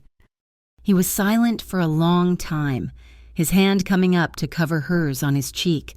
He was a man drowning, and she had just thrown him a rope. His expression hardened, the resolve returning, but it was different. It was not the coldness of a boss. It was the determination of a man fighting for his future. "One final move," he said, his voice low. "We do not just cut off the head of the snake. We burn the nest. We eliminate Derek. We expose the Falcones. We end the developers who started this. We end all of it." He looked at her, his gaze intense. "But we do it my way. No more running into the fire. Ava, you are the fire, and we will use you to burn them all down." The plan was simple, and that's what terrified her. Ava would be the bait. The rest of Luca's world, the dark, silent machine of his organization, would be the trap. They were not in the safe house. They were back in the penthouse, which now felt less like a cage and more like a fortress, a command center for the war she had agreed to help finish. For 3 days, she and Luca had been inseparable. They worked, they ate, they slept in his bed. The night in the safe house had not been a mistake. It had been a forging. It had bound them in a way that left no room for doubt, only a raw, desperate need to see the dawn. Ava stood in front of the long mirror in his bedroom. She was a different woman from the one who had worn a threadbare coat in a hospital parking lot. Luca had provided her with an armor of his own, a dark charcoal gray suit, the trousers tailored perfectly, the silk shell beneath it a deep blood red. Her hair was pulled back into a severe, elegant knot. She looked cold, powerful. She looked like his. "The wire is live," Luca's voice said, his hands on her shoulders. He stood behind her, his reflection a dark, powerful shadow guarding hers. His eyes in the mirror were not on her, but on the tiny, nearly invisible microphone pinned to the lapel of her jacket. "I can hear your heart," he murmured, his lips close to her ear. "It is too fast." "My heart is the least of my worries," Ava said, her voice steady. She met his gaze in the glass. "They will be there. Henderson and Vance." "They will be there," he confirmed. "They are terrified. They believe you are coming to offer them a deal, a way out." "And the Falcones?" "Arturo Falcone is arrogant. He believes he has me on the run. He's trying to consolidate the properties. He will not be able to resist a meeting where my name is invoked. He will be there." "And Derek," she said. It was not a question. Luca's hands on her shoulders tightened, his fingers digging in, the only sign of his barely contained rage. He is Falcone's new dog. He will be there, on a leash. He turned her around, his hands cupping her face, forcing her to look at him. His eyes were black, intense, a silent storm. "You do not have to do this, Ava." "We've been over this," she said, her hands coming up to rest on his chest. She could feel the hard, steady beat of his heart. "They ransacked my life. They killed Marco. They tried to kill you. They think I'm a weakness. I am going to be the weapon that ends them. It's my choice." "Your choice," he repeated, his voice rough. He leaned down, and his kiss was not gentle. It was hard, possessive, a desperate claiming. It was a kiss that said, "Come back to me." It was a brand of his power and his fear, and she met it with an equal fire. He broke away, his breathing harsh. "Antonio will be in the kitchen. 4 men are in the restaurant at separate tables. I will be in the van across the street. I will hear every word if any of them so much as raises their voice. I am coming in." "I know," she said. "This is not Red Hook." "Ava," he said, his voice a low, lethal command. "You do not move. You do not act. You are the bait. You get them to confess the link, and you let the trap close. Do you understand me?" "I understand," she said. He kissed her one last time, his forehead pressed to hers. "Then let's go hunting." The restaurant was called Il Corvo, a high-end, old-world Italian place in Midtown. All dark wood and white tablecloths. It was a known neutral ground. Ava had reserved the private wine cellar, a room in the basement that was intimate, soundproof, and had only 2 exits. Both were now controlled by Luca's men. Ava walked in, her heels clicking on the stone floor. She was alone, as planned. Henderson and Vance were already there, seated at a long, dark table. They looked terrible. Vance, usually so pristine, had dark circles under his eyes. Henderson was visibly trembling, his hands fidgeting with a water glass. They both stood when she entered. "Miss Moreno," Vance said, his voice strained. "Ava, thank you for coming." "Sit down, Mr. Vance," Ava said. Her voice was cold, echoing slightly in the stone room. She took the seat at the head of the table. The power dynamic, the one that had crushed her for years, had finally, completely inverted. We're prepared to offer a settlement," Henderson blurted out, wiping his damp palms on his trousers. "For your termination and for your silence, of course." Ava almost laughed. "My silence?" She leaned forward. "You mean your silence? About the wire fraud, the money laundering, the conspiracy to defraud Mr. Bravetti?" Both men went pale. We don't know what you're talking about," Vance stammered. "Then this meeting is over." Ava made a move to stand. "Wait!" Henderson cried, his composure cracking. "Please, we were forced. We had no choice." You had a choice when you took their money, Ava said, her voice like ice. You had a choice when you tried to throw me to the wolves. You've been helping the Falcone family for 6 months, using your firm as their private bank. It was Falcone, Vance said, his voice a desperate whisper. He threatened us. He threatened our families. Good, Ava said. That's a start. What? What do you want? Henderson asked. I want the records, all of them. The offshore accounts, the direct link to Arturo Falcone. You give me that, and I will convince Mr. Bravetti to let you live. He'll kill us, Vance hissed. He'll kill you if you don't, Ava countered. The main door to the cellar opened. It wasn't a waiter. A man in a sharp silver suit in his late 50s walked in. He was elegant, his silver hair swept back, a polite, thin smile on his face. But his eyes were dead. They were the eyes of a shark. Arturo Falcone. Vance made a small, strangled sound. Gentlemen, Falcone said, his voice smooth, ignoring Ava. Mr. Vance, Mr. Henderson, I am so disappointed. You were told to handle this. Instead, you are having dinner with the help. He turned his dead eyes on Ava. You must be Miss Moreno. You have caused me a great deal of trouble. Behind him, a second figure stepped into the room, swaggering, his shoulders rolling. He was wearing a cheap, shiny suit, his hair slicked back. He was high, his eyes bright and manic. Well, well, well, Derek Shaw sneered, his gaze raking over Ava. Look at you, Avi, playing with the big boys. You clean up nice. Ava's blood went cold, but she held her expression neutral. She could feel Luca's rage 1,000 miles away, a silent vibration over the wire. Derek, she said, her voice flat, you look used. Derek's sneer faltered. Falcone chuckled. She has spirit. This one, Derek, she is your mess. You were supposed to have handled her weeks ago. I handled her, Derek said, his confidence returning. He swaggered over to the table. Leaning over her, his hands on the wood, he smelled of cheap cologne and sweat. You think you're safe with him?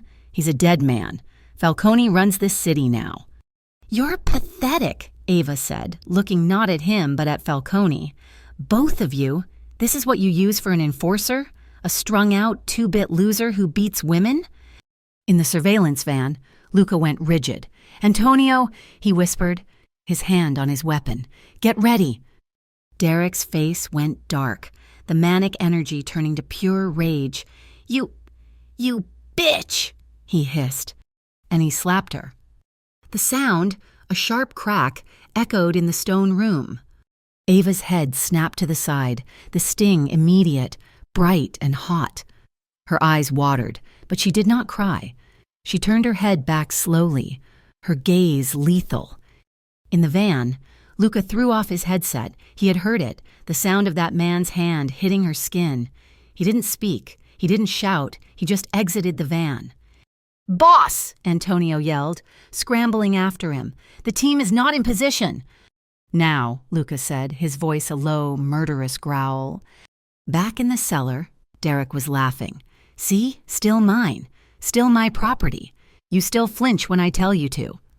Derek, enough, Falcone said, annoyed. We are here for business. Miss Moreno, you have something that belongs to me. The ledgers. Your little project. I have them, Ava said, her cheek burning. But they're not for you. They're for the Federals. And this... She tapped her lapel. This has been for them, too. Falcone's eyes widened. Derek's laugh died. You're lying. Am I? Ava smiled, a cold, sharp baring of teeth. At that exact moment, the service door to the kitchen burst open. It wasn't a takedown.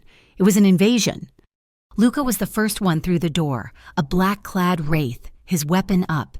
His face a mask of cold, unadulterated fury. His men, 5 of them, poured in behind him, silent and efficient. Down, Antonio yelled. Henderson and Vance disappeared under the table, screaming. Falcone was fast. He was a killer. He drew his own gun, firing, but Luca's men were faster. 2 shots, precise, center mass. Falcone stumbled back, his eyes wide with surprise before collapsing, his silver suit already dark with blood. It was chaos. Gunfire in the enclosed space was deafening, the smell of cordite thick. Ava was frozen. Luca was there, his eyes finding hers, a silent promise. He was moving toward her. But Derek, the cornered rat, was faster. He lunged, not for a gun, but for her. He grabbed her, yanking her out of the chair, his arm snaking around her throat, a cold piece of metal pressing hard against her temple. "Drop it, Bravetti!" Derek screamed, his voice high and panicked. "Drop it right now, or I'll blow her head off!" The world stopped. The gunfire ceased. Luca's men had their weapons trained, but they were frozen. Luca stood 20 feet away, his gun raised, his sights trained on Derek's head, but he couldn't take the shot, not with Ava's head in the way. He froze, his face, which had been a mask of cold rage, shattered. It was Elena. It was the car bomb. It was his worst nightmare, standing in front of him, and he was powerless. "I said drop it!" Derek shrieked, his arm tightening, cutting off Ava's air. The metal of the gun was cold and hard against her skin. Slowly, agonizingly. Luca lowered his weapon. His eyes never left Ava's. They were black with anguish, with a desperate plea. "Let her go, Derek." Luca's voice was a ragged whisper. "Let her go, and you can walk out of here. I give you my word." "Your word?" Derek laughed, a high, hysterical sound. "Your word is shit. You took her from me. She's mine." He pressed the gun harder. "I told you. Avi, I told you he couldn't protect you." Ava was choking, her vision starting to swim, but as she looked at Luca, at his shattered face, she saw not weakness, she saw the man who had frozen, the man who would sacrifice himself, his entire empire for her. And she was not Elena. She was not a victim. She was his. She had been his partner. She had been his fire. She was not going to be the reason he broke. Her hand, which was pinned between her body and Derek's, was inches from the table's setting. Her fingers brushed against something. It was heavy, metal, with a pointed tip. The letter opener. Derek was gloating, his arm tight, his focus on Luca. "Now you're gonna..." Ava slammed her head backward with all her strength, into his face. There was a wet, satisfying crunch of his nose breaking. His arm loosened, a fraction, but it was all she needed. She didn't scream. She didn't hesitate. She grabbed the letter opener, spun in his loosened grasp, and drove it, with both hands, straight into his side, just below the ribs, and up. She put every bit of her fear, her rage, and her stolen life into that one single motion. Derek screamed, a high, wet, gurgling sound that was not human. He looked down at the ornate silver handle buried to the hilt in his chest. He looked at Ava, his eyes wide with a final, shocked disbelief. His hand, the one with the gun, went limp. Bang! A single, deafening shot. Luca hadn't hesitated. The moment her blade went in, the moment Derek's grip broke, he had fired. Derek collapsed like a puppet, his strings cut, pulling Ava down with him. She fell to her knees, landing in the spreading pool of blood. The letter opener was still in her hand, ripped free. She stared at it. Silence. The room was filled with smoke, the smell of blood and wine. Ava. Luca was in front of her. He kicked Derek's gun away. Then he was on his knees, his hands on her, frantic. He was checking her for bullet holes, for wounds, his hands shaking. "Are you hurt? Did he..." "Ava, look at me." She looked up, her eyes vacant. She was splattered with his blood. I... He pulled her up, into his arms, crushing her against his chest, his hand buried in her hair. "You're okay," he breathed, his voice thick, his entire body trembling. "You're safe. I've got you." The wail of sirens grew in the distance, but they were not frantic. They were methodical. The cellar door opened, not with a crash, but with a weary creak. A man in a rumpled trench coat, an older detective, walked in, surveyed the carnage, the two dead mobsters, the cowering real estate executives, the dead enforcer, and sighed. "Mr. Bravetti," the detective said, his voice tired, "looks like you had a pest problem." "Something like that, Detective," Luca said, his voice muffled in Ava's hair. He didn't let her go. "My associates will handle the cleanup," Antonio said, stepping forward. Luca pulled Ava to her feet. He took the bloody letter opener from her limp hand and let it drop. He shrugged off his suit jacket and wrapped it around her, shielding her from the room, from the detective, from the world. He guided her to the exit. As she passed, she saw Henderson and Vance, pale and shaking, being helped up by two of Luca's men. Their war was over. Their lives were Luca's.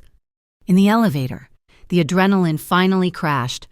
Ava's legs buckled. Luca caught her, his arms a steel cage, holding her up. She buried her face in his shirt, a dry, racking sob tearing through her. "I thought I was going to die," she whispered, her voice broken. He had the gun to my head, and I killed him. Luca, I killed him." "Shh," he murmured, his hand stroking her hair. "You survived. He will never, ever touch you again." She clung to him in the car, the silence a stark contrast to the chaos. The city lights were just beginning to blur, the first hint of a sunrise painting the sky. "You were never alone, Ava," he said, his voice low, as the car sped toward the penthouse. "Not for 1 second, but when he grabbed you—" He closed his eyes, his voice thick with the memory of his own terror. "You saved me. Do you understand? You saved me." Back at the penthouse, the sun was streaming in, painting the marble floor in gold. They were a mess, spattered with blood, grime, and the night's terror. Luca didn't take her to her room.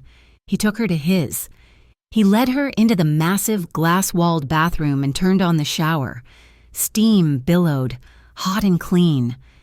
There was no frantic passion this time. There was no desperation.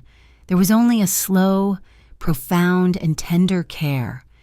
He undid the buttons of her ruined silk shell, his hands gentle.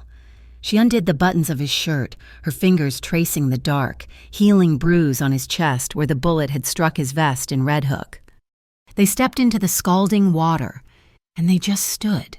He held her, and she let him. The water washing the blood and the fear down the drain. He washed her hair, his fingers careful, massaging her scalp. She pressed her face against his chest, his heart beating a strong, steady rhythm under her ear. This was not the fire of the safe house. This was the deep, calm warmth of the hearth. He lifted her, carrying her from the shower, wrapping her in a thick, warm towel. He dried her as if she were made of priceless glass. He laid her on his bed, the silk sheets cool against her clean skin. The city was bright outside, a new day. He lay down beside her, his body a warm, solid line against hers. He kissed her, and it was not a kiss of claiming or of desperation. It was a kiss of arrival. It was a kiss that said, home. "It's over," she whispered against his lips. "It is finished," he breathed. He made love to her, then, with a slowness and an intimacy that made her weep. It was not a taking. It was a worship. His hands, his mouth, his body. They were a devotion.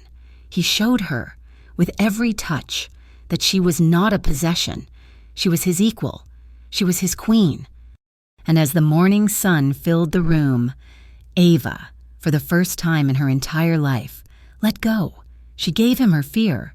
She gave him her broken pieces. She gave him her trust. And in his arms, she was not saved. She was made whole. The 2 months that followed the night in the wine cellar were not a return to normal. They were the painstaking construction of a new one, the penthouse. Once Ava's gilded cage became her fortress, her office, and finally, her home. The silence that had once felt like a tomb now felt like peace, a canvas on which she was redesigning their lives. She had been Luca's asset. After that night, she became his partner. She worked, not at the small table he had brought in, but from the chair beside his. She sat at the massive mahogany desk in his office, the two of them a silent, formidable team, Ava, with her meticulous, razor-sharp mind, and Luca, with the brute force of his empire.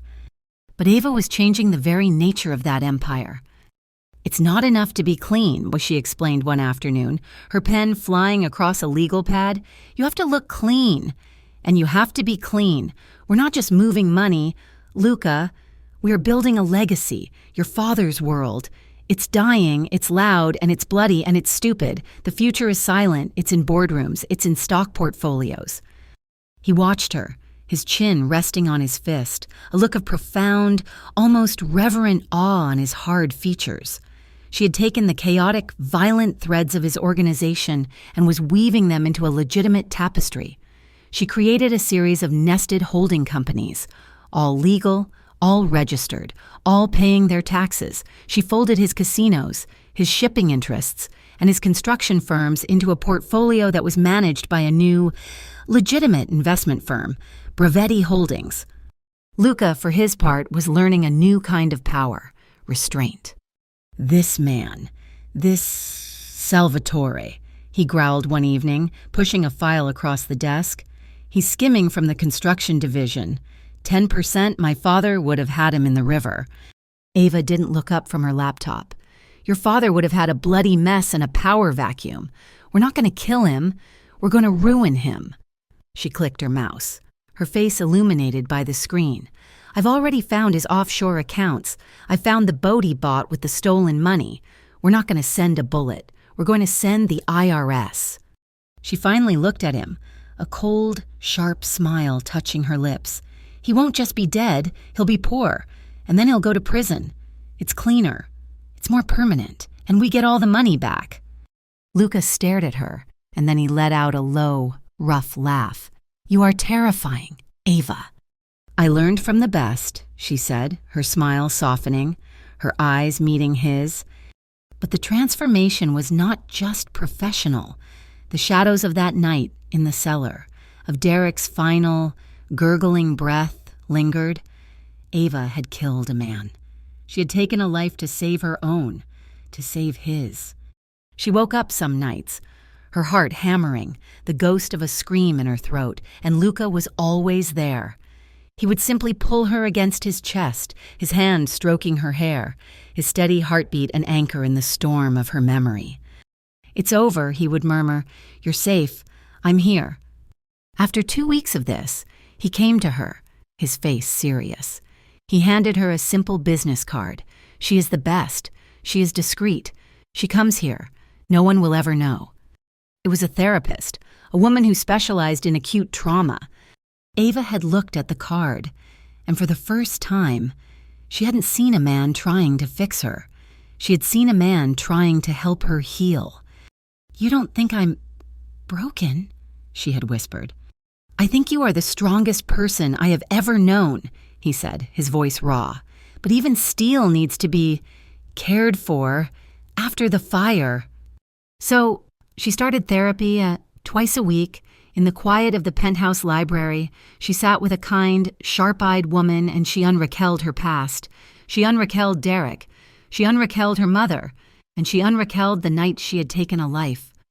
"You feel guilt," the doctor said one afternoon. "I feel relieved," Ava admitted, staring out at the city. "He's gone. I'm free, but I did it. I killed him." "You survived." "Ava," the doctor said gently, "what you are feeling is not the guilt of a killer. It is the grief of a survivor. You are grieving the woman who had never been forced to make such a choice. But that woman, she is not who you are anymore. You are the woman who fought back." The quiet, soft-spoken secretary was a ghost. In her place was this new woman, a woman who laughed, a woman who argued with Luca over dinner, a woman who wore her scars not as a brand of victimhood, but as a map of her survival. She was confident. She was strong.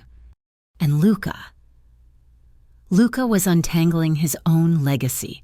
He had seen what Ava could build. He had seen a future beyond the bloodshed, a morning he actually wanted to live for. The bloodier side of the business began to fade. His capos were given new titles: head of logistics, director of acquisitions. Those who couldn't adapt to the new, bloodless world were retired quietly. The final move, the one that ended the Falcone threat for good, was not a bomb or a bullet. It was a single anonymous email. Ava had spent a week compiling the final file. It contained every piece of evidence she had gathered, from the Kessler-Vance laundered money to the network of shell companies Arturo Falcone had used to finance his war. It was a masterpiece of forensic accounting. Luca made the call. "The federal prosecutor owes me a favor. He's about to be a hero." An hour later, an anonymous tip, complete with an untraceable data drop, hit the desk of the U.S. attorney for the Southern District of New York. The next morning, they watched the news. It was not a local crime report. It was the lead story on every national financial network.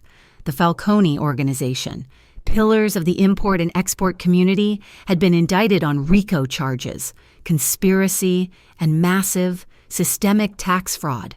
Arturo Falcone had been arrested in his pajamas, the remaining rival factions, all tied to the same dirty money, crumbled into chaos, fighting not Luca, but the Federals.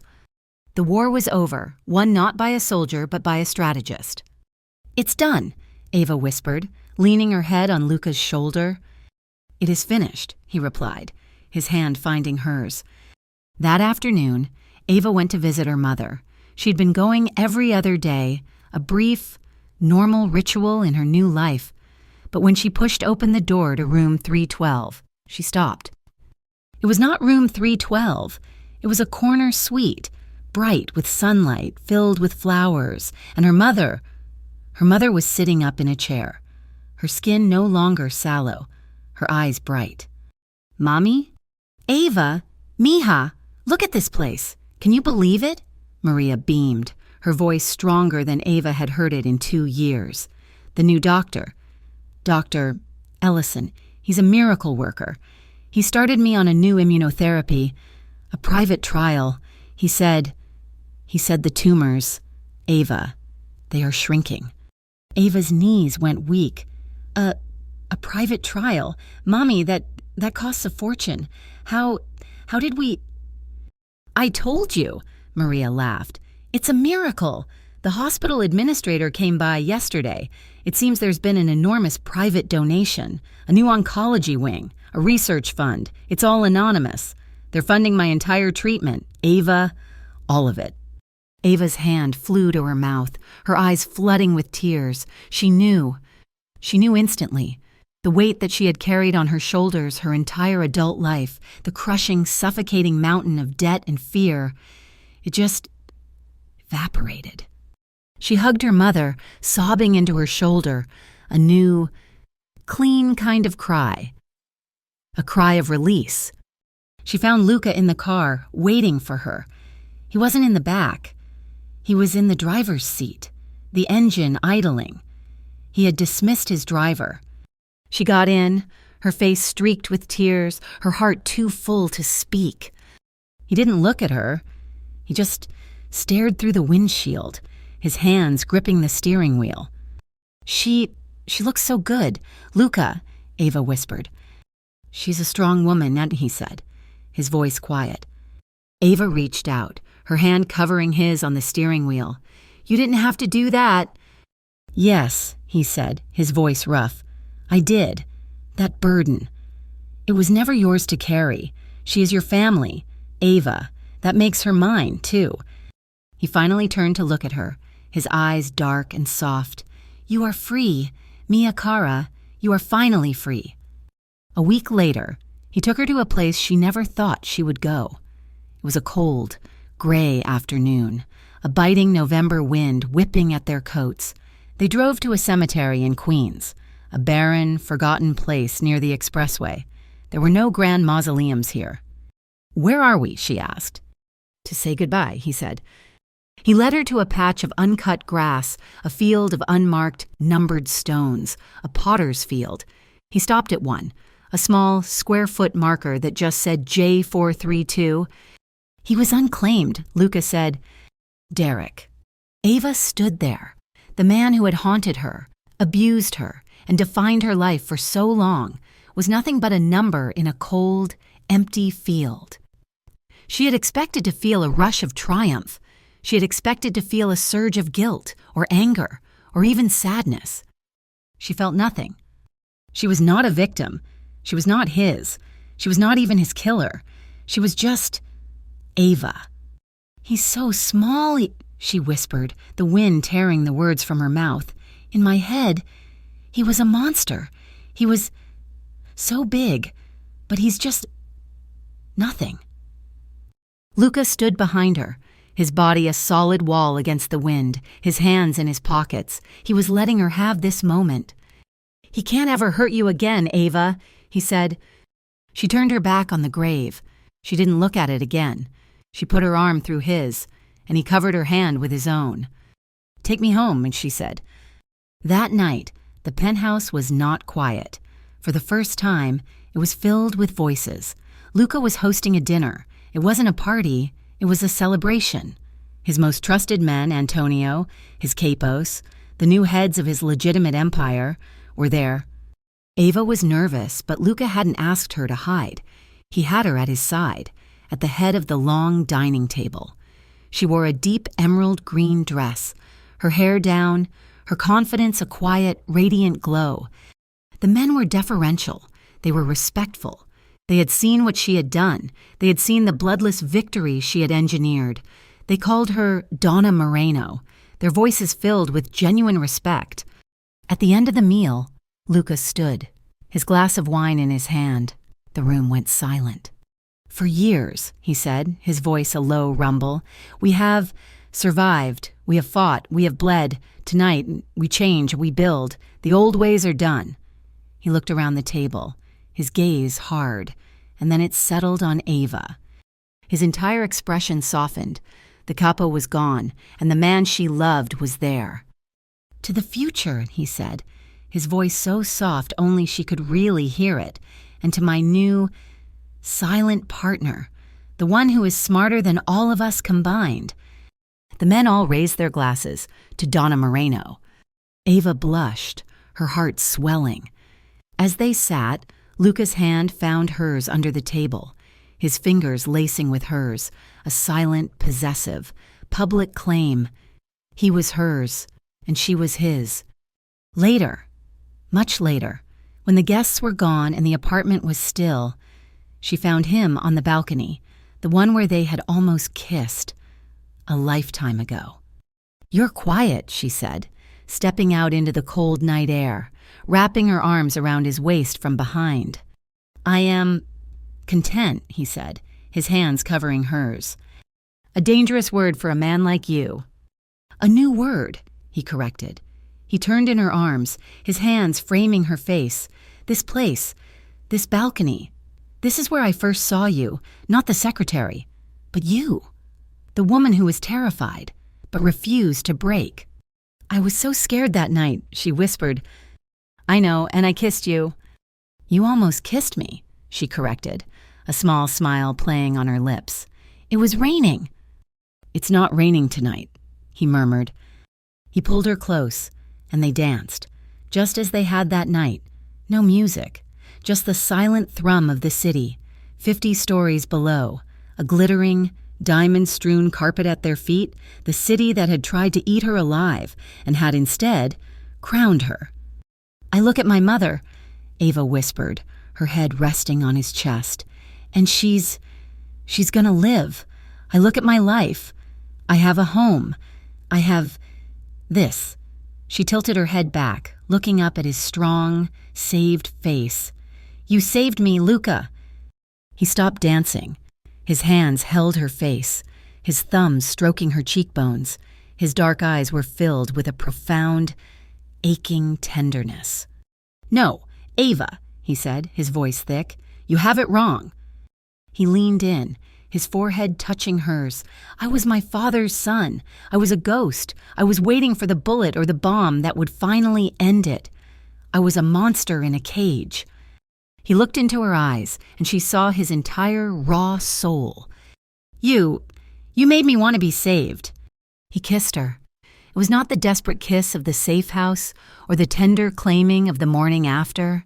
It was a kiss of forever. It was slow and deep and absolute. It was a promise of 1,000 more mornings, of 1,000 more quiet nights. He lifted his head, his arms wrapped around her, holding her against the world. They stood, two silhouettes against the glittering, dangerous lights of New York City, a king and his queen, bound by equal parts danger and devotion, beginning a new life that neither of them had ever been brave enough to dream of.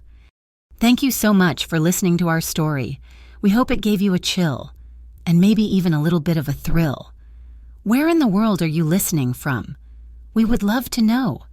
Please, if you enjoyed this, consider subscribing to Mafia Romance Stories for more tales of danger and devotion. And don't forget to share your thoughts in the comments below. We read every single one.